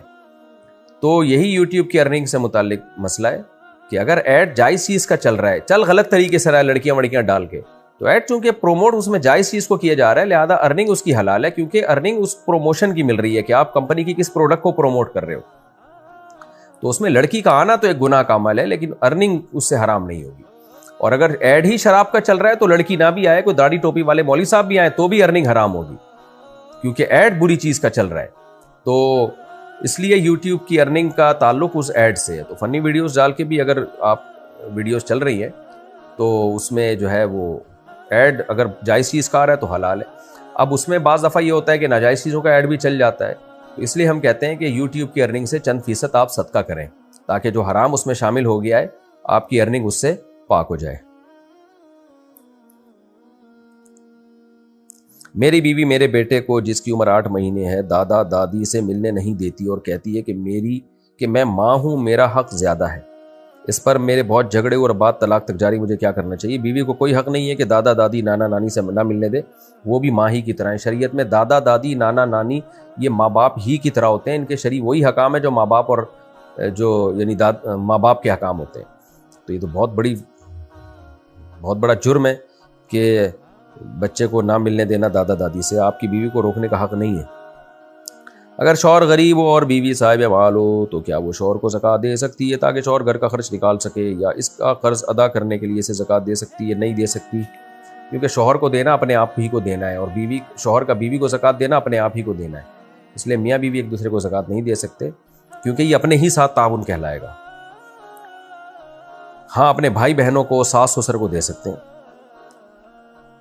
اگر بھائی غریب ہے اور صرف ایک گھر ہے جس میں وہ رہتا ہے تو بہنوں کو وراثت کیسے دے گا؟ اور اگر کسی بہن کا انتقال ہو گیا تو اس کا حق کیسے ادا کرے گا؟ گھر بیچے گا اور کیا کرے گا بھائی، یا گھر کا کرایہ میں سے ان کے حصے کے بقدر کرایہ دے دیا کرے ان کو. میں آن لائن کھلونے بیچتا ہوں، اس میں مجسمہ جیسے کھلونے بھی ہوتے ہیں جیسے بھالو اور کتے وغیرہ بچوں کے کھیلنے کے لیے، کیا میں ان کو بیچ سکتا ہوں؟ کیا امام ابو یوسف نے اسے حلال کہا ہے؟ دیکھیں، تصویر خاص طور پہ جو ہاتھ سے بنی ہوئی تصویر یا مجسمہ یہ اسلام میں حرام ہے. چہرے کی تصویر کی بات کر رہا ہوں. نبی صلی اللہ علیہ وسلم کی صحیح احادیث ہیں، ان من اشد الناس عذابا یوم القیامۃ المصورون. قیامت میں سب سے سخت ترین عذاب تصویر بنانے والے کو ہوگا. بہت شدید وعیدیں اس پر. اس لیے اس پر ہمیشہ امت کا اتفاق رہا ہے کہ جو مجسمہ ہے نا، مجسمہ جو ذی ظل جسے کہتے ہیں، سائے دار تصویر جسے کہتے ہیں، یہ بالاتفاق حرام ہے. چاہے اس میں بچوں کے کھلونے ہوں چاہے بڑوں کے مجسمے ہوں، چہرے کی بات ہو رہی ہے. البتہ بچیوں کے لیے گڑیا، اس میں اختلاف ہے. تو باقی 3 ائمہ کے نزدیک یہ گڑیا سے کھیلنے کی اجازت ہے بچیوں کے لیے، اور امام یوسف کے جس قول کی طرف آپ نے اشارہ کیا ان کا بھی اس بارے میں ایک روایت ملتی ہے کہ بچیوں کے گڑیوں کے کھیلنے کی اجازت ہے. لیکن امام حنیفہ امام محمد کے نزدیک گڑیا سے کھیلنا بھی جائز نہیں ہے، یعنی بچیوں کو گڑیا دینا بھی جائز نہیں ہے. جو دیگر علماء نے استدلال کیا ہے حضرت عائشہ رضی اللہ تعالیٰ عنہ کی حدیث سے کہ ان کے پاس ایک گڑیا تھی جس سے وہ کھیلا کرتی تھی. تو لیکن تصویر کے بارے میں اتنی شدید وعیدیں ہیں کہ امام حنیفہ اور امام محمد کی جو رائے ہے وہ یہ ہے کہ بھائی اس گڑیا کیا اس کا چہرہ نقوش واضح تھے یا نہیں تھے؟ عرب تو سادہ لوگ تھے، بچی کو کیا گڑیا دی ہوگی انہوں نے؟ دنیا کا لفظ ہے، کیا گڑیا ہوگی؟ کیا اس کے چہرے کے نقوش واضح تھے؟ ہو سکتا ہے بس جیسے چھوٹی بچیوں کو آپ گڑیا نما کوئی بھی چیز پکڑاتے وہ تو گڑیا سمجھ کے کھیلتی ہیں. تو اس لیے وہ حدیث واضح نہیں ہے، اور اس حدیث کی بیس پر جو مشہور احادیث ہیں، متواتر احادیث ہیں تصویر کے حرام ہونے سے متعلق، ان احادیث کو نہیں چھوڑا جا سکتا. اس لیے وہ کہتے ہیں کہ وہاں وہ گڑیا مراد ہے جس کے نقوش واضح نہ ہو تاکہ دونوں احادیث میں تطبیق ہو جائے. لیکن چونکہ بہرحال ایک اختلافی مسئلہ ہے تو اس لیے احتیاط تو اسی میں فقہ حنفی میں فتویٰ بھی اسی قول پر ہے کہ بچیوں کو بھی آپ گڑیا نہیں لے کے دے سکتے. اگر لے کے دینی ہے تو اس کا چہرہ خراب کرنا پڑے گا. جیسے میں اپنی بچیوں کو گڑیا دلاتا ہوں تو بچیوں کو خود پتہ ہے کہ اب ہم نے اس کے آنکھ جو ہے نا ضائع کر دینی ہے، ناک کو مس کر دینا ہے. تو بچیاں ہماری یہی کرتی ہیں کہ جیسے ہی گڑیا لی ان کو خود سے پہلے سے پتہ ہے، وہ منہ پہ ٹیپ لگا دیا اس کے اور اس کی شکل بگاڑ دی اس کی. تو اس طرح کرتے ہیں بچے. تو احتیاط اسی میں ہے, احناف میں فتویٰ بھی اسی قول پر ہے. البتہ کاروبار میں چونکہ شریعت میں خرید و فروخت کے معاملات میں آسانی والی رائے کو ترجیح دی جاتی ہے. اس کی مثال ایسے جیسے جھینگا فقہ حنفی میں یا کیکڑا وغیرہ فقہ حنفی میں جائز نہیں ہے. اس کے ناجائز ہونے کی بہت دفعہ دلائل دے چکا ہوں, لیکن اس کا کاروبار اس لیے جائز ہے کہ باقی ائمہ کے نزدیک وہ جائز ہے. تو کاروبار کے حرام ہونے کے لیے ضروری ہے کہ چاروں ائمہ کا اس کے ناجائز ہونے پر اتفاق ہو. تو اس لیے آپ گڑیا کی حد تک خرید و فروخت کی گنجائش ہے, لیکن جو باقی کھلونے آپ نے رکھے ہوئے ہیں بھالو اور کتے متے, یہ جائز نہیں ہے, کیونکہ بچیوں کی گڑیا کی سے کھیلنے کی اجازت ہے بعض ائمہ کے نزدیک. تو گڑیا کی حد تک تو خرید و فروخت کی گنجائش دی جا سکتی ہے, لیکن بھالو وغیرہ یا کتے جو اس کے مجسمے ہوتے ہیں ان کے جواز کی ہمارے علم میں کوئی دلیل نہیں ہے, اس سے آپ اجتناب کریں. میں جب بھی نماز پڑھتی ہوں مجھے کافروں والے خیالات آتے ہیں. میں بار بار, اچھا گڑیا کی خرید و فروخت سے بھی ایوائڈ کریں تو اچھا ہے, کیونکہ بہرحال فقہ حنفی میں جو بر صغیر میں فقہ حنفی کو فالو کیا جاتا ہے اور ان کے دلائل بھی مضبوط ہیں, اس میں تو گڑیا سے کھیلنا بھی جائز نہیں ہے. جو چہرہ جس کا واضح ہو اس گڑیا کی بات کر رہا ہوں. لہذا خرید و فروخت میں بھی احتیاط یہ ہے کہ اس کی خرید و فروخت سے بچیں آپ. اچھا بھائی, میں آن لائن کھلونے بیچتا ہوں, اس میں مجسمہ جیسے کھلونے بھی ہوتا ہے. یہ ہو گیا. میں جب بھی نماز پڑھتی ہوں جو کافروں والے خیالات آتے ہیں میں بار بار توبہ کرتی ہوں, پھر بھی آتے رہتے ہیں, مجھے بہت ڈر لگتا ہے, میں کیا کروں؟ توبہ کرنا بھی چھوڑ دیں, خیالات خود بخود بھاگ جائیں گے, اور ان خیالات کی طرف توجہ نہ دیں. خیالات جو خود بخود آ رہے ہیں اس پہ کوئی گناہ نہیں ملتا, اس کی فکر ہی نہ لیں, آنے دیں, کچھ نہیں ہوگا, کوئی گناہ نہیں ملے گا آپ کو. لیکن ٹینشن لی تو پھر آپ کو یہ خیالات زیادہ نقصان پہنچا سکتے ہیں. میرا بھائی کسی شادی شدہ عورت کے چکر میں پڑ گیا اور اس سے شادی کی ضد کر رہا ہے. ہم نے ہر طرح سے سمجھایا مگر دونوں ماننے کے لیے تیار نہیں ہے. میں کیا کرنا چاہیے؟ اس شادی شدہ خاتون کے شوہر کو بتائیں, وہ جو کرنا ہوگا وہ کرے گا, اور حرام ہے, گناہ کبیرہ ہے, دونوں کو اللہ کے عذاب سے ڈرائیں, یہی ہو سکتا ہے. اور اسلامی حکومت ہوگی تو کوڑے لگائے گی, سزا دے گی. میری جاب ایسی ہے کہ روزانہ ایک شہر سے دوسرے شہر تک جاتا ہوں, کبھی 50 کلومیٹر کبھی 200 کلومیٹر تک بھی سفر ہوتا ہے. رات دیر سے گھر آتا ہوں, اپنی گاڑی نہیں ہے, پبلک ٹرانسپورٹ میں جاتا ہوں. نماز کا کیا حکم ہے؟ نماز کا حکم یہ ہے کہ کسی قیمت پہ بھی نماز قضا کرنا جائز نہیں ہے, اور مجبوری میں یہ کر سکتے ہیں ظہر کو آخری وقت میں اور عصر کو اول وقت میں پڑھ لیں, مغرب کو ڈیلے کر کے آخری وقت میں لے جائیں اور عشاء مقدم کر کے اول وقت میں پڑھ لیں. اس طرح سے ٹھیک ہے, نماز نہیں آپ کسی صورت میں قضا کر سکتے, خوب سمجھ لیں. بس میں اگر نماز کا ٹائم ہو جاتا ہے تو مجبوراً بس میں بیٹھے بیٹھے پڑھ لیں, لیکن اتر کے پھر اس نماز کو دہرا لیں آپ. شوکت علی انڈیا سے, کیا بہن کو زکوٰۃ اور صدقہ فطر دے سکتے ہیں؟ اس کے پاس رہنے کے لیے ایک کمرہ ہے, اس کا شوہر کچھ غلط عادتوں میں مبتلا ہے. شوہر کے غلط عادتوں سے بہن بیچاری کا کیا تعلق ہے بھائی؟ بہن کو زکوٰۃ صدقہ فطر دے سکتے ہیں, بلکہ ایسی بہن تو زیادہ مستحق ہے, اس کا شوہر غلط حرکتوں میں پڑا ہوا ہے, اس کو تو زیادہ ضرورت ہے کہ اس خاتون کو سپورٹ کیا جائے. بچے کی ولادت کے بعد اگر 40 دن کے بعد بھی بلیڈنگ ہوتی رہی ہو تو کیا حکم ہے؟ 40 دن کے بعد بھی بلیڈنگ ہو رہی ہے تو 40 دن کے بعد نماز شروع کر دے, عورت غسل کر لے اور وہ پاک ہو جاتی ہے تو نماز بھی شروع کر دے, اور میاں بیوی کا ریلیشن بھی جائز ہے, تو وہ پھر استحاضہ کا خون کہلائے گا. کیا خاوند کا مال بیوی اپنے میکے سے میں دے سکتی ہے؟ میرے سسرال والے مجھے مجبور کر رہے ہیں اور میری بیوی بھی اپنے باپ کا ساتھ دیتی ہے اور میکے جا کر بیٹھ گئی ہے, جبکہ میں ایک مڈل کلاس فیملی سے ہوں, میں کیا کروں؟ نہیں بھائی, شوہر کا مال بیوی اپنے میکے میں خرچ نہیں کر سکتی, اور اگر آپ کی پرمیشن کے بغیر بیوی میکے جا کے بیٹھ گئی ہے تو شرعاً پھر آپ کا اس کا نان نفقہ آپ کے ذمے بھی نہیں ہے جب تک وہ اپنی اماں کے گھر آپ کی پرمیشن کے بغیر بیٹھی رہے گی. میں موبائل ایسیسریز کا کام کرتا ہوں, کیا ہول سیل سے قرض پر مال لے کر آگے بیچ سکتا ہوں؟ جی بالکل بیچ سکتے ہیں, جائز ہے. اگر حج یا عمرہ میں دھوپ آنکھوں میں چبھتی ہو تو چشمہ لگا سکتے ہیں؟ جی لگا سکتے ہیں.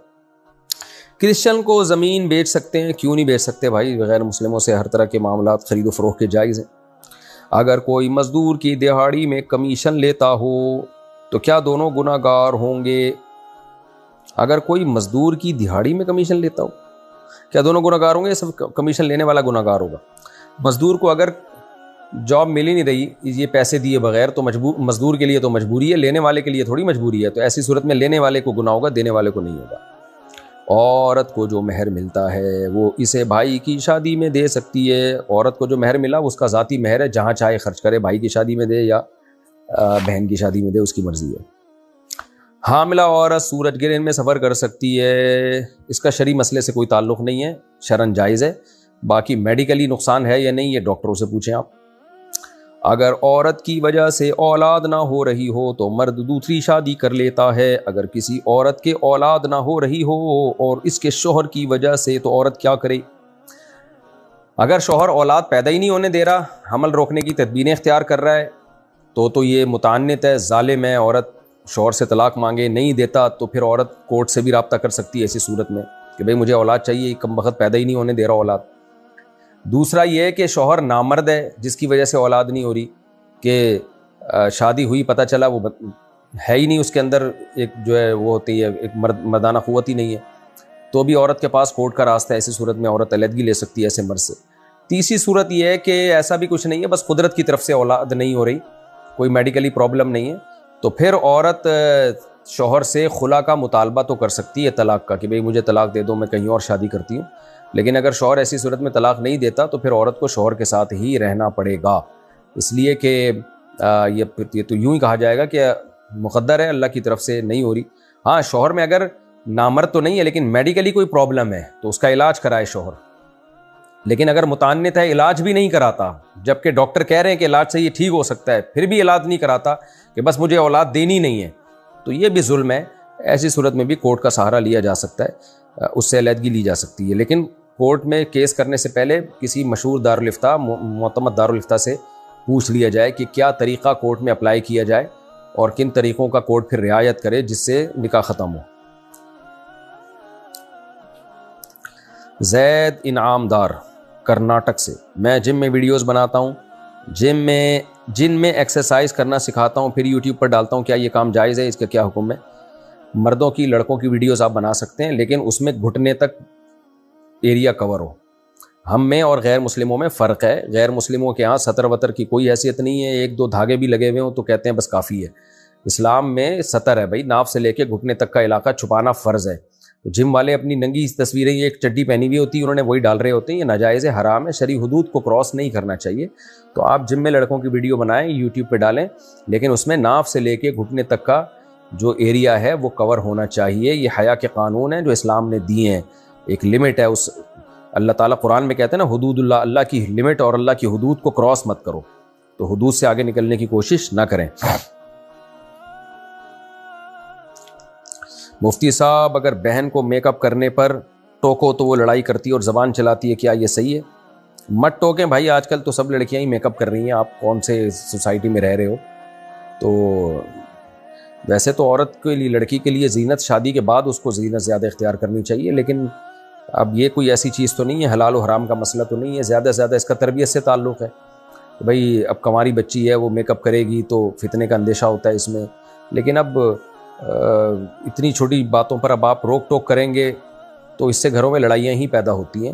تو اس لیے ان چیزوں میں جب حلال حرام سے اس کا تعلق نہیں ہے نا، تربیت سے تعلق ہے، تو محبت سے سمجھا دیں، مان جائے ٹھیک ہے، نہیں مانے تو بھی ٹھیک ہے، بڑے بڑے مسائل کو فوکس کریں، ٹھیک ہے؟ اپنا خیال رکھیں اپنے خرچے پہ۔ اچھا میرے بھائی، قرآن پڑھ کر ثواب کسی کو دے سکتے ہیں، اور ثواب دینے پر اگر وہ کچھ رقم دے تو لینا کیسا ہے؟ ثواب دینے پر تو رقم نہیں لی جاتی کہ میں نے یہ قرآن کا ثواب تمہیں دیا، لاؤ 50 روپے دو، یہ تو جائز نہیں ہے میرے بھائی۔ اور باقی کیا مطلب ثواب دینے کا؟ بس دعا کر لیں اللہ اس کا ثواب فلاں فلاں مرحومین کو پہنچا دے، اتنا کافی ہے۔ قرآن پڑھا کریں، بس فوکس کریں قرآن پڑھنے کو، ٹھیک ہے نا، اتنا کافی ہے۔ سرتاج انڈیا سے، اگر کوئی بہت شدید بیمار ہو تو اسی سورہ یاسین سنائیں یا کوئی سورت سنائیں؟ سورہ یاسین بھی سنا سکتے ہیں، کوئی بھی سورت سنا سکتے ہیں، کوئی حرج نہیں ہے اس میں، اگر وہ اس کو تکلیف نہیں ہو رہی۔ بعض دفعہ بیمار آدمی نہیں چاہ رہا ہوتا کچھ سننا، پھر زبردستی اس پہ کوئی بھی سورت پڑھیں گے اس کو غصہ آتا ہے۔ اگر اس کو سکون مل رہا ہے، وہ اس کی طبیعت میں انشراح ہے اور وہ کہہ رہا ہے کہ آپ فاتحہ پڑھ لیں یا فلاں سورت پڑھ لیں، تو اچھی بات ہے، پڑھ دینا چاہیے، فائدہ ہی ہوگا انشاءاللہ قرآن پڑھنے سے۔ رافع انڈیا سے، رمضان کا روزہ رکھا اور 1 بجے حمل کا درد شروع ہو گیا، ہسپتال جانے سے پہلے کچھ کھا لیا اور عصر کے وقت بچے کی ولادت ہو گئی، کیا صرف قضا ہوگی یا کفارہ بھی ہوگا؟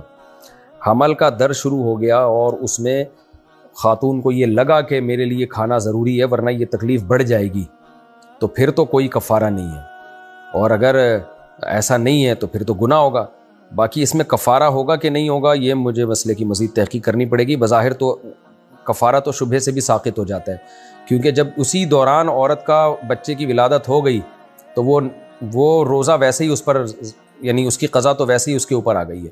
تو اصول اور ضابطے کے مطابق اس پہ عورت پہ کفارہ لازم نہیں ہے، کیونکہ کفارے جو ہے نا شبہ سے ساقط ہو جاتے ہیں. تو اس دن اس کا روزہ قدرت ہی کی طرف سے ٹوٹ گیا ہے بچے کی ولادت کی وجہ سے. تو صراحتاً میں نے یہ مسئلہ دیکھا نہیں ہے، لیکن مجھے امید ہے انشاءاللہ اسی طرح ہی مسئلہ ہوگا. پھر بھی احتیاطاً آپ دوسرے علماء سے بھی پوچھ لیں. باقی درد کی تکلیف کی وجہ سے اگر کھایا ہے یہ سوچ کے کہ درد اس سے کم ہو جائے گا میرے کھانے سے، تو پھر تو ویسے ہی کفارہ لازم نہیں ہے. نیٹا نیو یارک سے، کیا قبلہ رخ پیر کر کے سو سکتے ہیں؟ نہیں جی، قرآن میں ہے نا اللہ تعالیٰ نے حکم دیا کہ شاعر اللہ کی تعظیم کرو. تو تعظیم میں ہر وہ چیز جو تعظیم کے خلاف عرف میں سمجھی جاتی ہے وہ سب چیزیں تعظیم کے خلاف ہی سمجھی جائیں گی. تو کسی کی طرف پاؤں کرنا یہ تعظیم کے خلاف سمجھا جاتا ہے، تو بیت اللہ کی طرف پاؤں کرنا بھی عرف میں تعظیم کے خلاف ہی سمجھا جاتا ہے. بعض لوگ کہتے ہیں اس کی کیا دلیل ہے؟ بھائی دلیل ہر چیز کی الگ نہیں ہوگی. جب ایک چیز منع ہے اسلام میں کہ ادب، آپ کو شاعر اللہ کا احترام کرنا ہے، بیت اللہ تو شاعر اللہ کی جڑ ہے، بنیاد ہے. جب اس کا احترام کرنا ہے تو جو بھی چیز احترام کے منافی ہوگی اس سے بچنے کا خود بخود حکم ہوگا.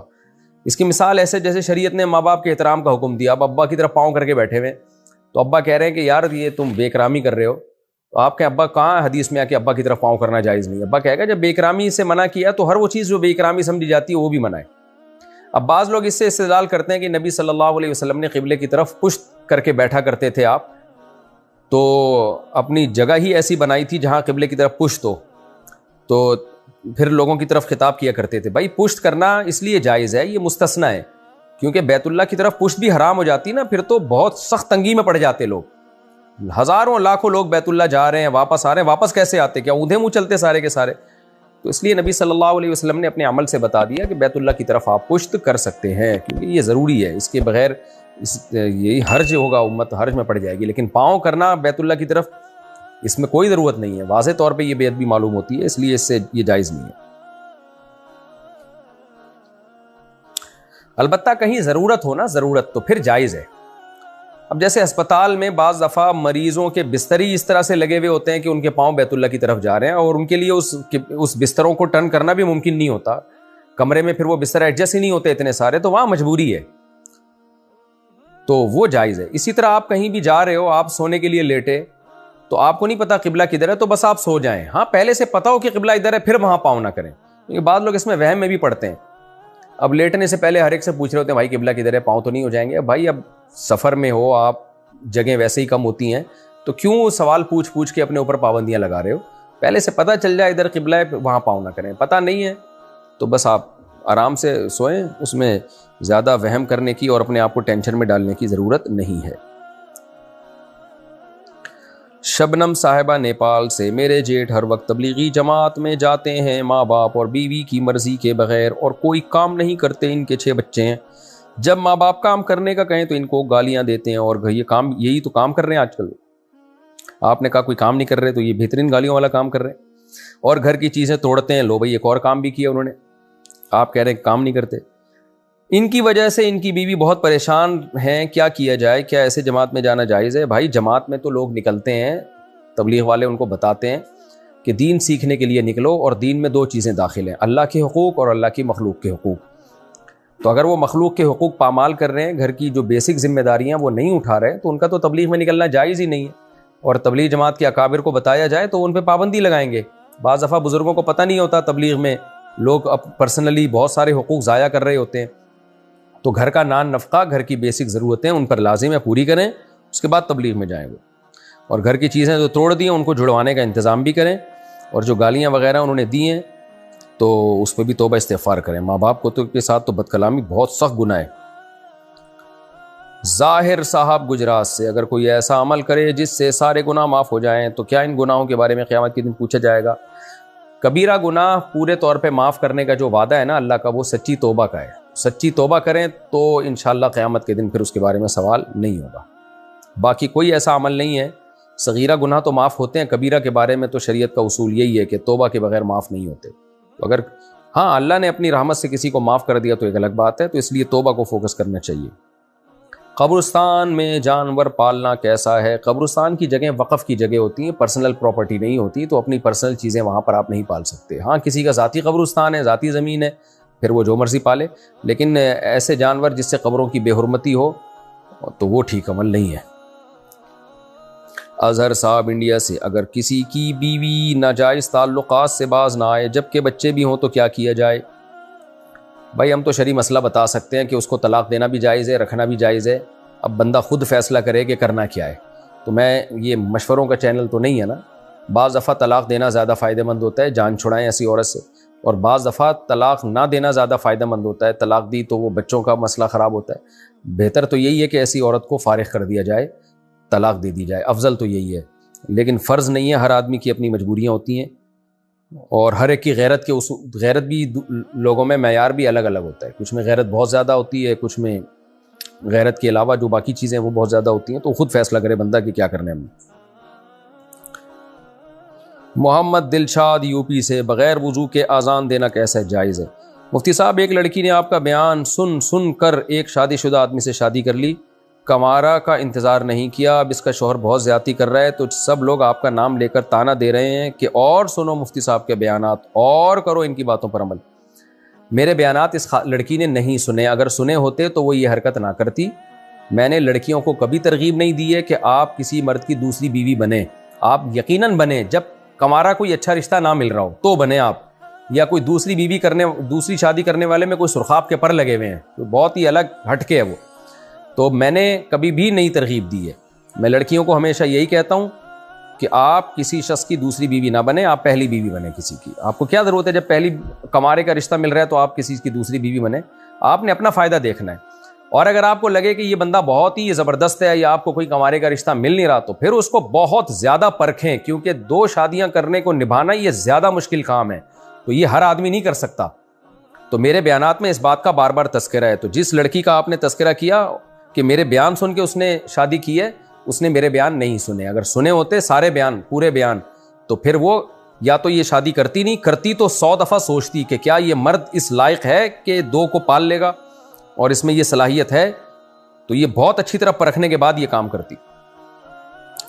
انوار خان بنگلہ دیش سے، ایک بڑے عالم نے بیان میں ایک حدیث بیان کی کہ نبی کریم صلی اللہ علیہ وسلم کے پاس ایک صحابی ہے اور فرمایا کہ میں سارا دن کام کرتا ہوں اور میرا بھائی کچھ نہیں کرتا، صرف بیٹھ کر کھاتا ہے. تو آپ صلی اللہ علیہ وسلم نے فرمایا کہ تمہیں اللہ اس کی قسمت سے دیتا ہے. مفتی صاحب کیا اس سے نکمے پن کی ترغیب نہیں ملتی؟ اس کی وضاحت فرمائیں. بالکل ترغیب نہیں ملتی. اصل میں بھائی کمزور تھا تو آپ نے فرمایا انکم ترزقون بضعفائکم. حدیث کے الفاظ پورے یہ ہیں کہ تمہیں کمزوروں کی وجہ سے رزق ملتا ہے. تو اس سے وہ بھائی مراد ہے جو کچھ کر نہیں سکتا ہو بیچارہ. تو اس لیے بھائی کو چاہیے اس پہ خرچ کرے اور یہ سوچے کہ اللہ جو مجھے دے رہا ہے اس کی برکت سے دے رہا ہے. اس سے وہ اپاہج بھائی، اپاہج سے مراد جو زبردستی کے اپاہج بنے ہوئے ہوں اور جان بوجھ کر کام نہ کر رہے ہوں، تو ان کی حوصلہ افزائی نہیں ہے. کیونکہ صحیح مسلم کی واضح حدیث ہے، حدیث کے الفاظ تو مجھے پوری طرح یاد نہیں، حدیث کا مفہوم یہ کہ ایسے لوگوں پر غالباً لعنت کے الفاظ ہیں کہ لعنت ہوتی ہے جو نکاح بھی نہیں کرتے کیونکہ روزگار تلاش نہیں کرتے وہ اور محنت نہیں کرتے، تو اس طرح کمارے رہ کے زندگی گزارتے ہیں محنت نہ کرنے کی وجہ سے، کیونکہ روزگار جب ہوگا تو پھر آپ کا نکاح ہوتا ہے نا.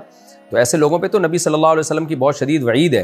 پھر دوسری بات یہ کہ اللہم انی اعوذ بک من الجبن ومن الکسل، آپ صلی اللہ علیہ وسلم نے سستی سے، بزدلی سے پناہ مانگی ہے. تیسری حدیث ہمارے پاس ہے کہ ایک صحابی آئے، نبی کے سامنے ہاتھ پھیلایا تو آپ نے فرمایا کہ کچھ کاروبار کرو، اور ان کو جو ہے وہ کلہاڑا دیا اور فرمایا کہ جاؤ جنگل سے لکڑیاں کاٹو. اگر آپ صلی اللہ علیہ وسلم اس کو پسند کرتے کہ گھر میں بیٹھ کے بس آپ لوگ کھاتے رہیں بیٹھ کے، تو ان صحابی کو آپ روزگار کا کیوں بتاتے؟ تو اس میں وہ لڑکے جو گھروں میں بیٹھ کے پڑے ہوئے ہیں، بھائیوں کی آمدن کھا رہے ہیں، کرتے ورتے کچھ نہیں ہے، ان کے لیے حدیث میں کوئی دلیل نہیں ہے. اگر روزے میں ایام شروع ہو جائیں تو اس وقت روزہ توڑ سکتے ہیں؟ جی ٹوٹ گیا روزہ، جب ایام شروع ہو گئے تو خود بخود ٹوٹ گیا، توڑنے کی ضرورت نہیں ہے. اگر سونا گروی رکھوا کر قرض لیا تو کیا سونے کی زکوٰۃ ہوگی؟ جی بالکل ہوگی، کیونکہ وہ آپ کا سونا ہے، کسی کے پاس امانت کے طور پہ رکھا ہوا ہے. کیا کسی فرقے کو فالو کرنا ضروری ہے؟ میں کسی فرقے کو نہیں مانتا اور سب کے پیچھے نماز پڑھ لیتا ہوں. نبی صلی اللہ علیہ وسلم نے فرمایا کہ 73 فرقوں میں 72 جہنمی، ایک جنتی، تو وہ ایک بھی فرقہ ہی ہوگا، لیکن وہ فرقے سے مراد یہ دیوبندی بریلوی اہل حدیث فرقے نہیں ہیں. ان کو جو نبی نے فرقہ فرمایا، کیا مطلب؟ ما انا علیہ و اصحابی، جو میرے اور صحابہ کے طریقے پہ چلے گا بس. تو جو بھی آپ کو لگے کہ نبی صلی اللہ علیہ وسلم قرآن اور صحابہ کے طریقے پہ چل رہا ہے، اس کو فالو کرنا شروع کر دیں آپ. ہاں، بعض دفعہ یہ ہوتا ہے کہ میں کسی فرقے کو نہیں مانتا، اس کا ایک اچھا مطلب بھی ہے، غلط مطلب بھی ہے. اچھا مطلب تو وہی ہے جو میں نے بتا دیا. بھائی جو بھی آپ کو لوگ لگے ایسے کہ جو قرآن و سنت کو فالو کر رہے ہیں، آپ بھی انہی کو فالو کرو.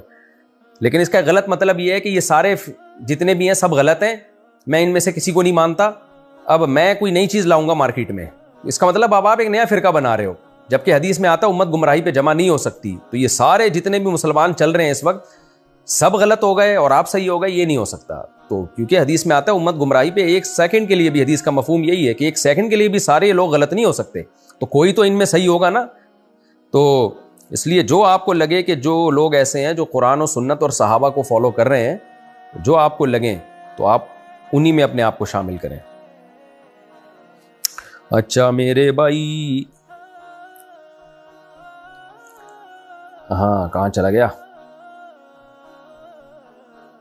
رضوانہ صاحبہ انڈیا سے، خواتین کے ناپاکی کے ایام کتنے دن تک چلتے ہیں، کتنے دن بعد پاک ہوتی ہیں؟ اس میں اختلاف ہے علماء کا، ائمہ اربعہ کا. احناف کے نزدیک کم سے کم 3 دن ضروری ہیں حیض کے لیے. اگر 3 دن سے پہلے خون بند ہو گیا تو جو نمازیں چھوڑی ہیں وہ پڑھنی پڑیں گی، کیونکہ یہ اس بات کی علامت ہوگی کہ یہ حیض کا خون نہیں تھا. اور زیادہ سے زیادہ 10 دن، اگر 10 دن کے بعد بھی بلیڈنگ ہو رہی ہے تو عورت نماز شروع کر دے گی، کیونکہ 10 دن کے بعد حیض نہیں ہوتا، وہ پھر استحاضہ کہلاتا ہے.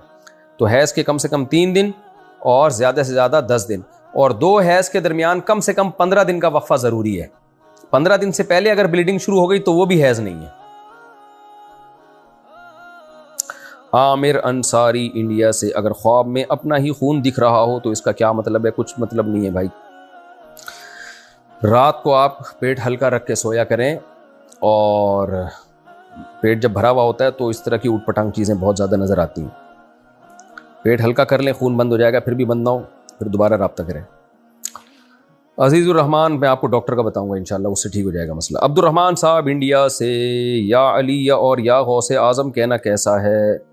نہیں کہنا چاہیے، کیونکہ میں نہیں کہہ رہا جو یا علی یا غوث اعظم کہتے ہیں وہ مشرک ہیں. ان کے بات کا 2 مطلب نکلتے ہیں، صحیح مطلب بھی ہو سکتا ہے، غلط مطلب بھی ہو سکتا ہے، لیکن ایسے مبہم الفاظ کہنے نہیں چاہیے نا جن کے پھر مطلب بیٹھ کے بیان کریں آپ. تو احتیاط اسی میں کہ نہ کہیں آپ.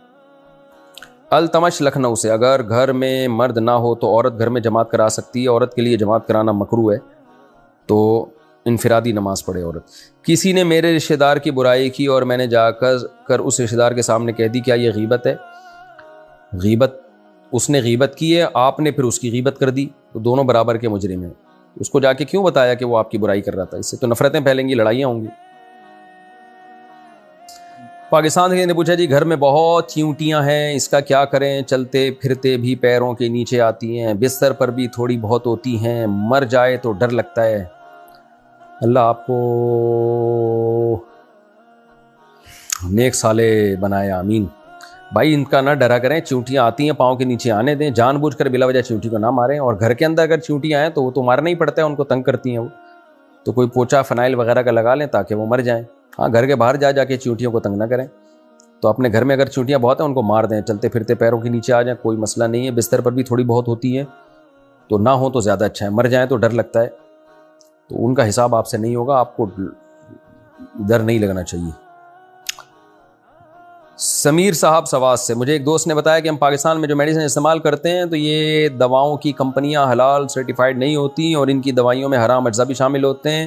میں ان کمپنیز کی ویب سائٹ پر بھی گیا تو مجھے وہاں سے بھی اس بارے میں کچھ معلومات نہیں ملی. آپ اس بارے میں رہنمائی فرمائیں. دیکھیں کچھ دوائیں ایسی ہوتی ہیں جن میں حرام چیزیں شامل ہوتی ہیں واقعی، تو اس کا طریقہ یہ ہے کہ آپ جامعۃ الرشید کا حلال فاؤنڈیشن گوگل پہ سرچ کریں تو وہاں جو کانٹیکٹ نمبر آئے گا تو ان سے پوچھ لیا کریں اگر جس دوا کے بارے میں شک ہو. نارملی تو زیادہ حلال ہی ہوتی ہیں. تو عام طور پہ جو وائٹامنس کی گولیاں ہیں ان میں بعض دفعہ سور کی چربی وغیرہ شامل ہوتی ہے کیپسول بنانے میں، جو کیپسول بن رہے ہوتے ہیں نا بعض دفعہ ان میں ایسا ہوتا ہے. تو آپ جامعۃ الرشید کا جو حلال فاؤنڈیشن کا ادارہ ہے گوگل پہ سرچ کریں، ان سے رابطہ کر لیں، یا جس عالم کو آپ پہ اعتماد ہو. یہ پورے ادارے بنے ہوئے ہیں، پھر وہ آپ کو بتا دیں گے یہ کوڈ ہے، جس دوا پہ یہ ہو یا ڈبے پہ ہو تو یہ احتیاط کر لیا کریں۔ زیادہ تر دوائیں حلال ہی ہوتے ہیں، یہ ذہن میں رکھیں، بہت زیادہ وہمی بننے کی ضرورت نہیں ہے اس بارے میں۔ پاکستان سے کسی نے پوچھا مہربانی فرما کر فضول خرچی کی تعریف مثال کے ساتھ بیان کر دیں۔ میرے پاس ایک بائک ہے جو میرے روزمرہ کے امور میں استعمال ہوتی ہے، البتہ اللہ نے اتنی وسعت دے رکھی ہے کہ گاڑی خرید سکتا ہوں، تو کیا یہ فضول خرچ نہیں ہوگا؟ تھوڑی وضاحت فرما دیں۔ بھائی فضول خرچی دو چیزوں کو کہتے ہیں، نمبر ایک اپنی آمدن سے زیادہ خرچ کیا جائے، نمبر دو بے موقع خرچ کیا جائے جس کا کوئی فائدہ ہی نہ ہو، نہ دین میں نہ دنیا میں۔ اب آپ کی استطاعت بائک کی، آپ گاڑی لیں گے، آپ کو پتہ ہے گاڑی کا پیٹرول ہے، گاڑی کی مینٹیننس ہے، تو میں ہینڈ ٹو ماؤتھ ہو جاؤں گا اور بڑی مشکل ہو جائے گی میری زندگی، تو پھر آپ کے لیے گاڑی خریدنا اسراف میں اور فضول خرچی میں داخل ہے۔ لیکن اگر آپ کو پتہ ہے کہ نہیں بھائی بائک پہ بھی گزارا ہو لے لیکن گاڑی میں زیادہ اچھا گزارا ہو جائے گا، بائک پہ گرنے کا خطرہ ہوتا ہے، کتنے سر کچلتے ہیں لوگوں کے، آپ ذرا جا کے دیکھو عباسی شہید ہاسپٹل کے باہر اکثر بائکوں والے آ رہے ہوتے ہیں، اور گاڑی میں تمیز سے صاف ستھرے کپڑوں کے ساتھ میں سفر کر سکتا ہوں، اور آپ کی آمدن بھی اجازت دیتی ہے کہ میں اس کی مینٹیننس کا خرچہ اور یہ سب نکال لوں گا، پھر بھی میرے پاس اچھی بچت، مناسب بچت ہو جائے گی، تو پھر گاڑی خریدنا فضول خرچی میں داخل نہیں ہے۔ تو ایک چیز تو یہ ہو گئی کہ اپنی آمدن سے زیادہ، اور دوسرا ہے کہ بے موقع کا مطلب شادی بیاہ میں نہیں وہ لوگ اڑا رہے ہوتے، ایک تو ولیمے میں آپ اچھا کھانا کھلا رہے ہیں وہ تو بے موقع نہیں ہے، ایک ہے گانے بجانے میں آپ اڑا رہے ہیں پیسہ، نمود و نمائش میں آپ اڑا رہے ہیں پیسہ، شو بازیوں میں آپ اڑا رہے ہو پیسہ، ڈبو، اسنوکر، سگریٹ، ان چیزوں میں آپ پیسہ اڑا رہے ہو، تو یہ فضول خرچی ہے۔ تو پیسہ سہولت کی اپنے فائدے کی چیزوں میں لگائیں اور اپنی آمدن دیکھ کے لگائیں، یہ دو شرطیں اگر آپ پوری کریں گے تو پھر آپ کا عمل فضول خرچی نہیں کہلائے گا، بلکہ نہ کرنا کنجوسی کہلائے گا۔ بعض دفعہ پیسہ نہ کرنا بھی شریعت میں برا ہوتا ہے، کہ پیسہ خرچ نہ کرنا، آپ کی ضرورت کی چیز ہے، آپ کے پاس گنجائش بھی آپ نہیں کر رہے، تو یہ کنجوسی ہے۔ سعودی عرب سے کسی نے پوچھا میرا تعلق انڈیا سے، میری بیٹی نے پھانسی لگا کر خودکشی کر لی ہے، میں اس کے لیے کیا کروں؟ اللہ اس کی مغفرت کر دے۔ بہت بڑا جرم کیا جی آپ کی بیٹی نے، کبیرہ گناہ کا ارتکاب کیا۔ صحیح ہے، بخاری کی حدیث ہے، نبی صلی اللہ علیہ وسلم نے میدان جنگ میں ایک شخص کی طرف دیکھ کے فرمایا کہ یہ جہنم میں جائے گا۔ صحابہ بہت حیران ہو گئے کہ یہ تو میدان جنگ میں لڑنے کے لیے آیا ہے اور نبی اس کے بارے میں فرمایا کہ یہ جہنم میں جائے گا۔ تو ایک صحابی کہتے ہیں میں اس کے پیچھے ہو لیا، میں نے سوچا کہ میں دیکھوں یہ کیا کرتے ہیں، تو کہہ رہے میں حیران ہوا، تو بڑی بہادری سے لڑے، مسلمانوں کو بہت انہوں نے فتح، جو مسلمانوں کو فتح ہوئی اس میں بہت بڑا کردار ہے۔ تو کہتے ہیں لیکن میں پھر بھی تعاقب میں لگا رہا کہ نبی کیوں کہہ رہے ہیں کہ یہ نار میں، آگ میں جائے گا یہ شخص، بلکہ حدیث کے الفاظ ہیں کہ نبی نے اس شخص کی طرف اشارہ کر کے فرمایا کہ جو شخص دنیا میں کسی جہنمی کو دیکھنا چاہتا ہے اس شخص کو دیکھ لے۔ تو صحابہ اس پر حیران ہوئے کہ بھئی یہ تو لڑنے کے لیے آیا ہے اللہ کی راہ میں۔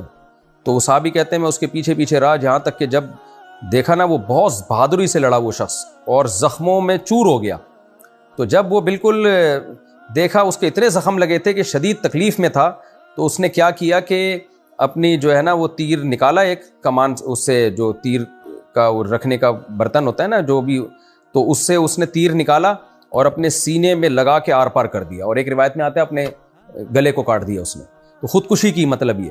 تو صحابی کہتے ہیں میں نے فوراً نبی کے پاس آ کے فرمایا کہ میں گواہی دیتا ہوں کہ آپ اللہ کے سچے رسول ہیں، کیونکہ آپ نے پہلے بتا دیا تھا کہ جہنم میں جائے گا، تو میں دیکھنا چاہ رہا تھا یہ کیا عمل کرتا ہے۔ تو جمہور اسی طرف ہے، وہ منافق تھا، تو اس لیے آپ صلی اللہ علیہ وسلم نے فرمایا ان اللہ لا یؤید ھذا الدین برجل فاجر، بعض دفعہ اللہ برے لوگوں سے بھی دین کی خدمت کا کام لے لیتا ہے۔ تو لیکن اینڈ دیکھیں اس کا کیسا ہوا، خودکشی۔ تو اس لیے خودکشی بہت بڑا جرم ہے، لیکن بہرحال آپ کی بیٹی تو مسلمان تھی، اس نے خودکشی کی ہے، جرم بہت بڑا کیا، اب توبہ کا دروازہ آپ کے لیے کھلا ہوا ہے، اس کے لیے استغفار کا دروازہ، اس کے لیے تو توبہ کا دروازہ بند ہو گیا۔ تو باب یہی ہے کہ اس کے لیے خوب دعائیں مانگیں، صدقہ خیرات کریں، اللہ کی رحمت سے امید لگائی جا سکتی ہے کہ شاید اللہ معاف کر دے۔ اس کے لیے توبہ کا دروازہ بند ہوا، لیکن آپ کے لیے دعا کا دروازہ بند نہیں ہوا۔ تو اہل سنت والجماعت کا یہ عقیدہ ہے، قرآن و سنت سے یہ بات ثابت ہے کہ کبیرہ سے کبیرہ گناہ بھی انسان سے ہو جائے، وہ اگر توبہ کیے بغیر چلا گیا تو بعد والے اس کے لیے اگر دعا کرتے ہیں تو اس دعا سے اس میت کو بہرحال فائدہ ہوتا ہے۔ تو وہ کتنا فائدہ ہو وہ اللہ ہی جانتا ہے، عذاب میں کمی بھی ہو سکتی ہے، ختم بھی ہو سکتا ہے، وہ اب آپ کی دعا پر ہے۔ باقی اس کو اب ٹینشن آپ ذہن میں نہ رکھیں، ایک دفعہ تسلی سے اس کے لیے رو رو کے دعا مانگ لیں، صدقہ خیرات کر دیں، اور پھر اس غم کو ہمیشہ کے لیے بھول جائیں اور سوچیں ما قدر اللہ، جو مقدر میں تھا ہو گیا بس۔ شریعت میں غموں کو لے کے بیٹھنا یہ بھی پسندیدہ کام نہیں ہے۔ پاکستان سے پوچھے کیا ایزی پیسہ ایپ کے ذریعے کی جانے والی سودی معاملات اور ٹیکس کی تفصیلات کے بارے میں شریکم کیا ہے؟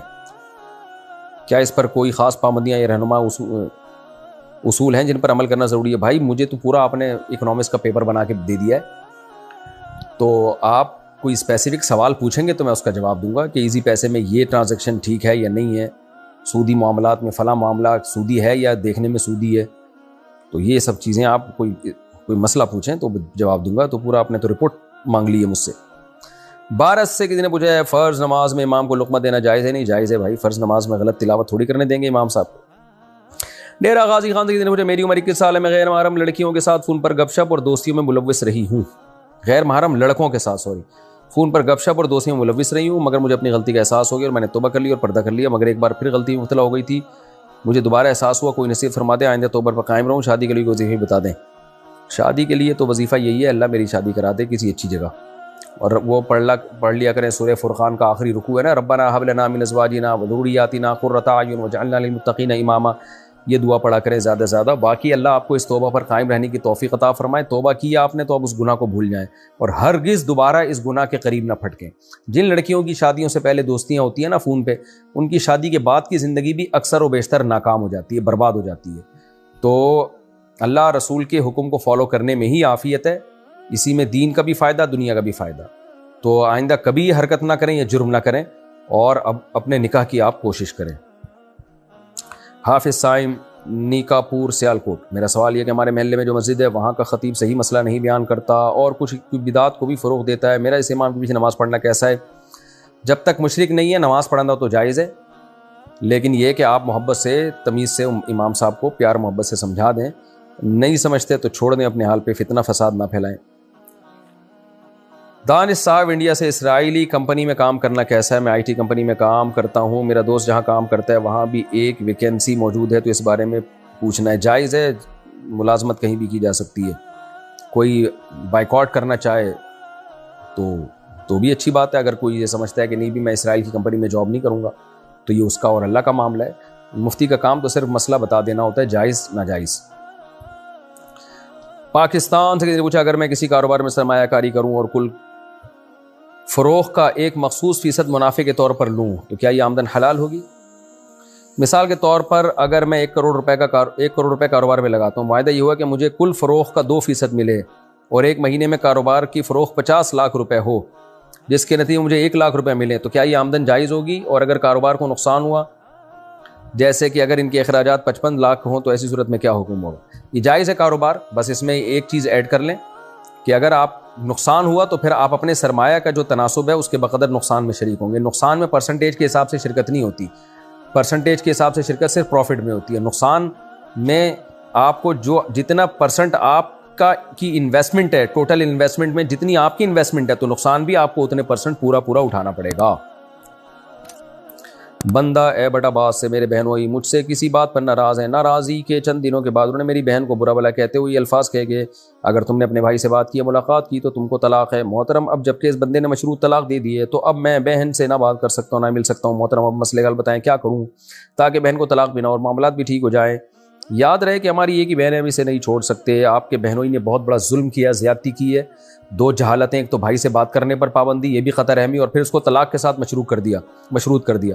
تو چونکہ ایک طلاق کے ساتھ مشروط کیا ہے تو اب اس سے بچنے کا کوئی تدبیر نہیں ہے. تو بہن جب بھی بھائی سے بات کرے گی 1 طلاق بہرحال ہو جائے گی، لیکن اس کے بعد یہ قسم ختم ہو جائے گی، دوبارہ بات کرنے سے کوئی دوسری طلاق نہیں ہوگی. تو اب یہی ہے کہ اس سے پہلے اگر بہنوئی نے 2 طلاقیں نہ دی ہوں تو پھر یہی ہے کہ وہ بہن بھائی سے بات کر لے، رشتہ داری جوڑے. 1 طلاق ہو جائے گی تو بہنوئی پھر رجوع کر لے. اور اسلامی حکومت ہوتی تو بہنوئی کو چھتر لگائے جاتے اس طرح کی فضول حرکت پہ. پاکستان کے مجھے 4 رکعت فرض نماز میں دوسری رکعت میں تشہد کے بعد درود شریف پڑھتے وقت یا درود شریف پڑھنے کے بعد یاد آ جائے کہ ابھی 2 رکعت باقی ہیں تو درود شریف پورا کر کے سلام پھیرنا ہوگا، یا اٹھ کر 4 رکعت پوری کرنی ہوں گی. اور درود شریف اگر زیادہ مقدار میں پڑھ لیا ہے، جیسے لمسم ایک مقدار بتائی جاتی ہے، ایھا النبی کی ہاتھ تک پہنچ گئے ہیں، وعلی آل ابراہیم کی، یعنی اصول تو یہ ہے کہ 3 دفعہ تسبیح کے بقدر پڑھ لیا ہو. اور اب وہ 3 دفعہ تسبیح کے بقدر اصل تو یہی ہے کہ اتنا دیر ٹھہر گئے ہیں، وہ 3 دفعہ سبحان ربی العظیم یا سبحان ربی الاعلیٰ پڑھا جا سکتا ہو، اتنی تاخیر کر دی. تو علماء نے لوگوں کی آسانی کے لیے وہ پوری مقدار گن کے بتا دی ہے کہ درود شریف اللہم صلی علی محمد وعلی آل محمد کما صلیت علی ابراہیم تو غالباً وہ علی ابراہیم تک بنتا ہے، وہ علی تک، مجھے پورے ابھی یاد نہیں ہے، تو اس مسئلے کو ایسن الفتاویٰ میں آپ دوبارہ دیکھ لیں، جہاں تک مجھے یاد پڑ رہا ہے علی ابراہیم تک، تو علی تک بنتا ہے۔ تو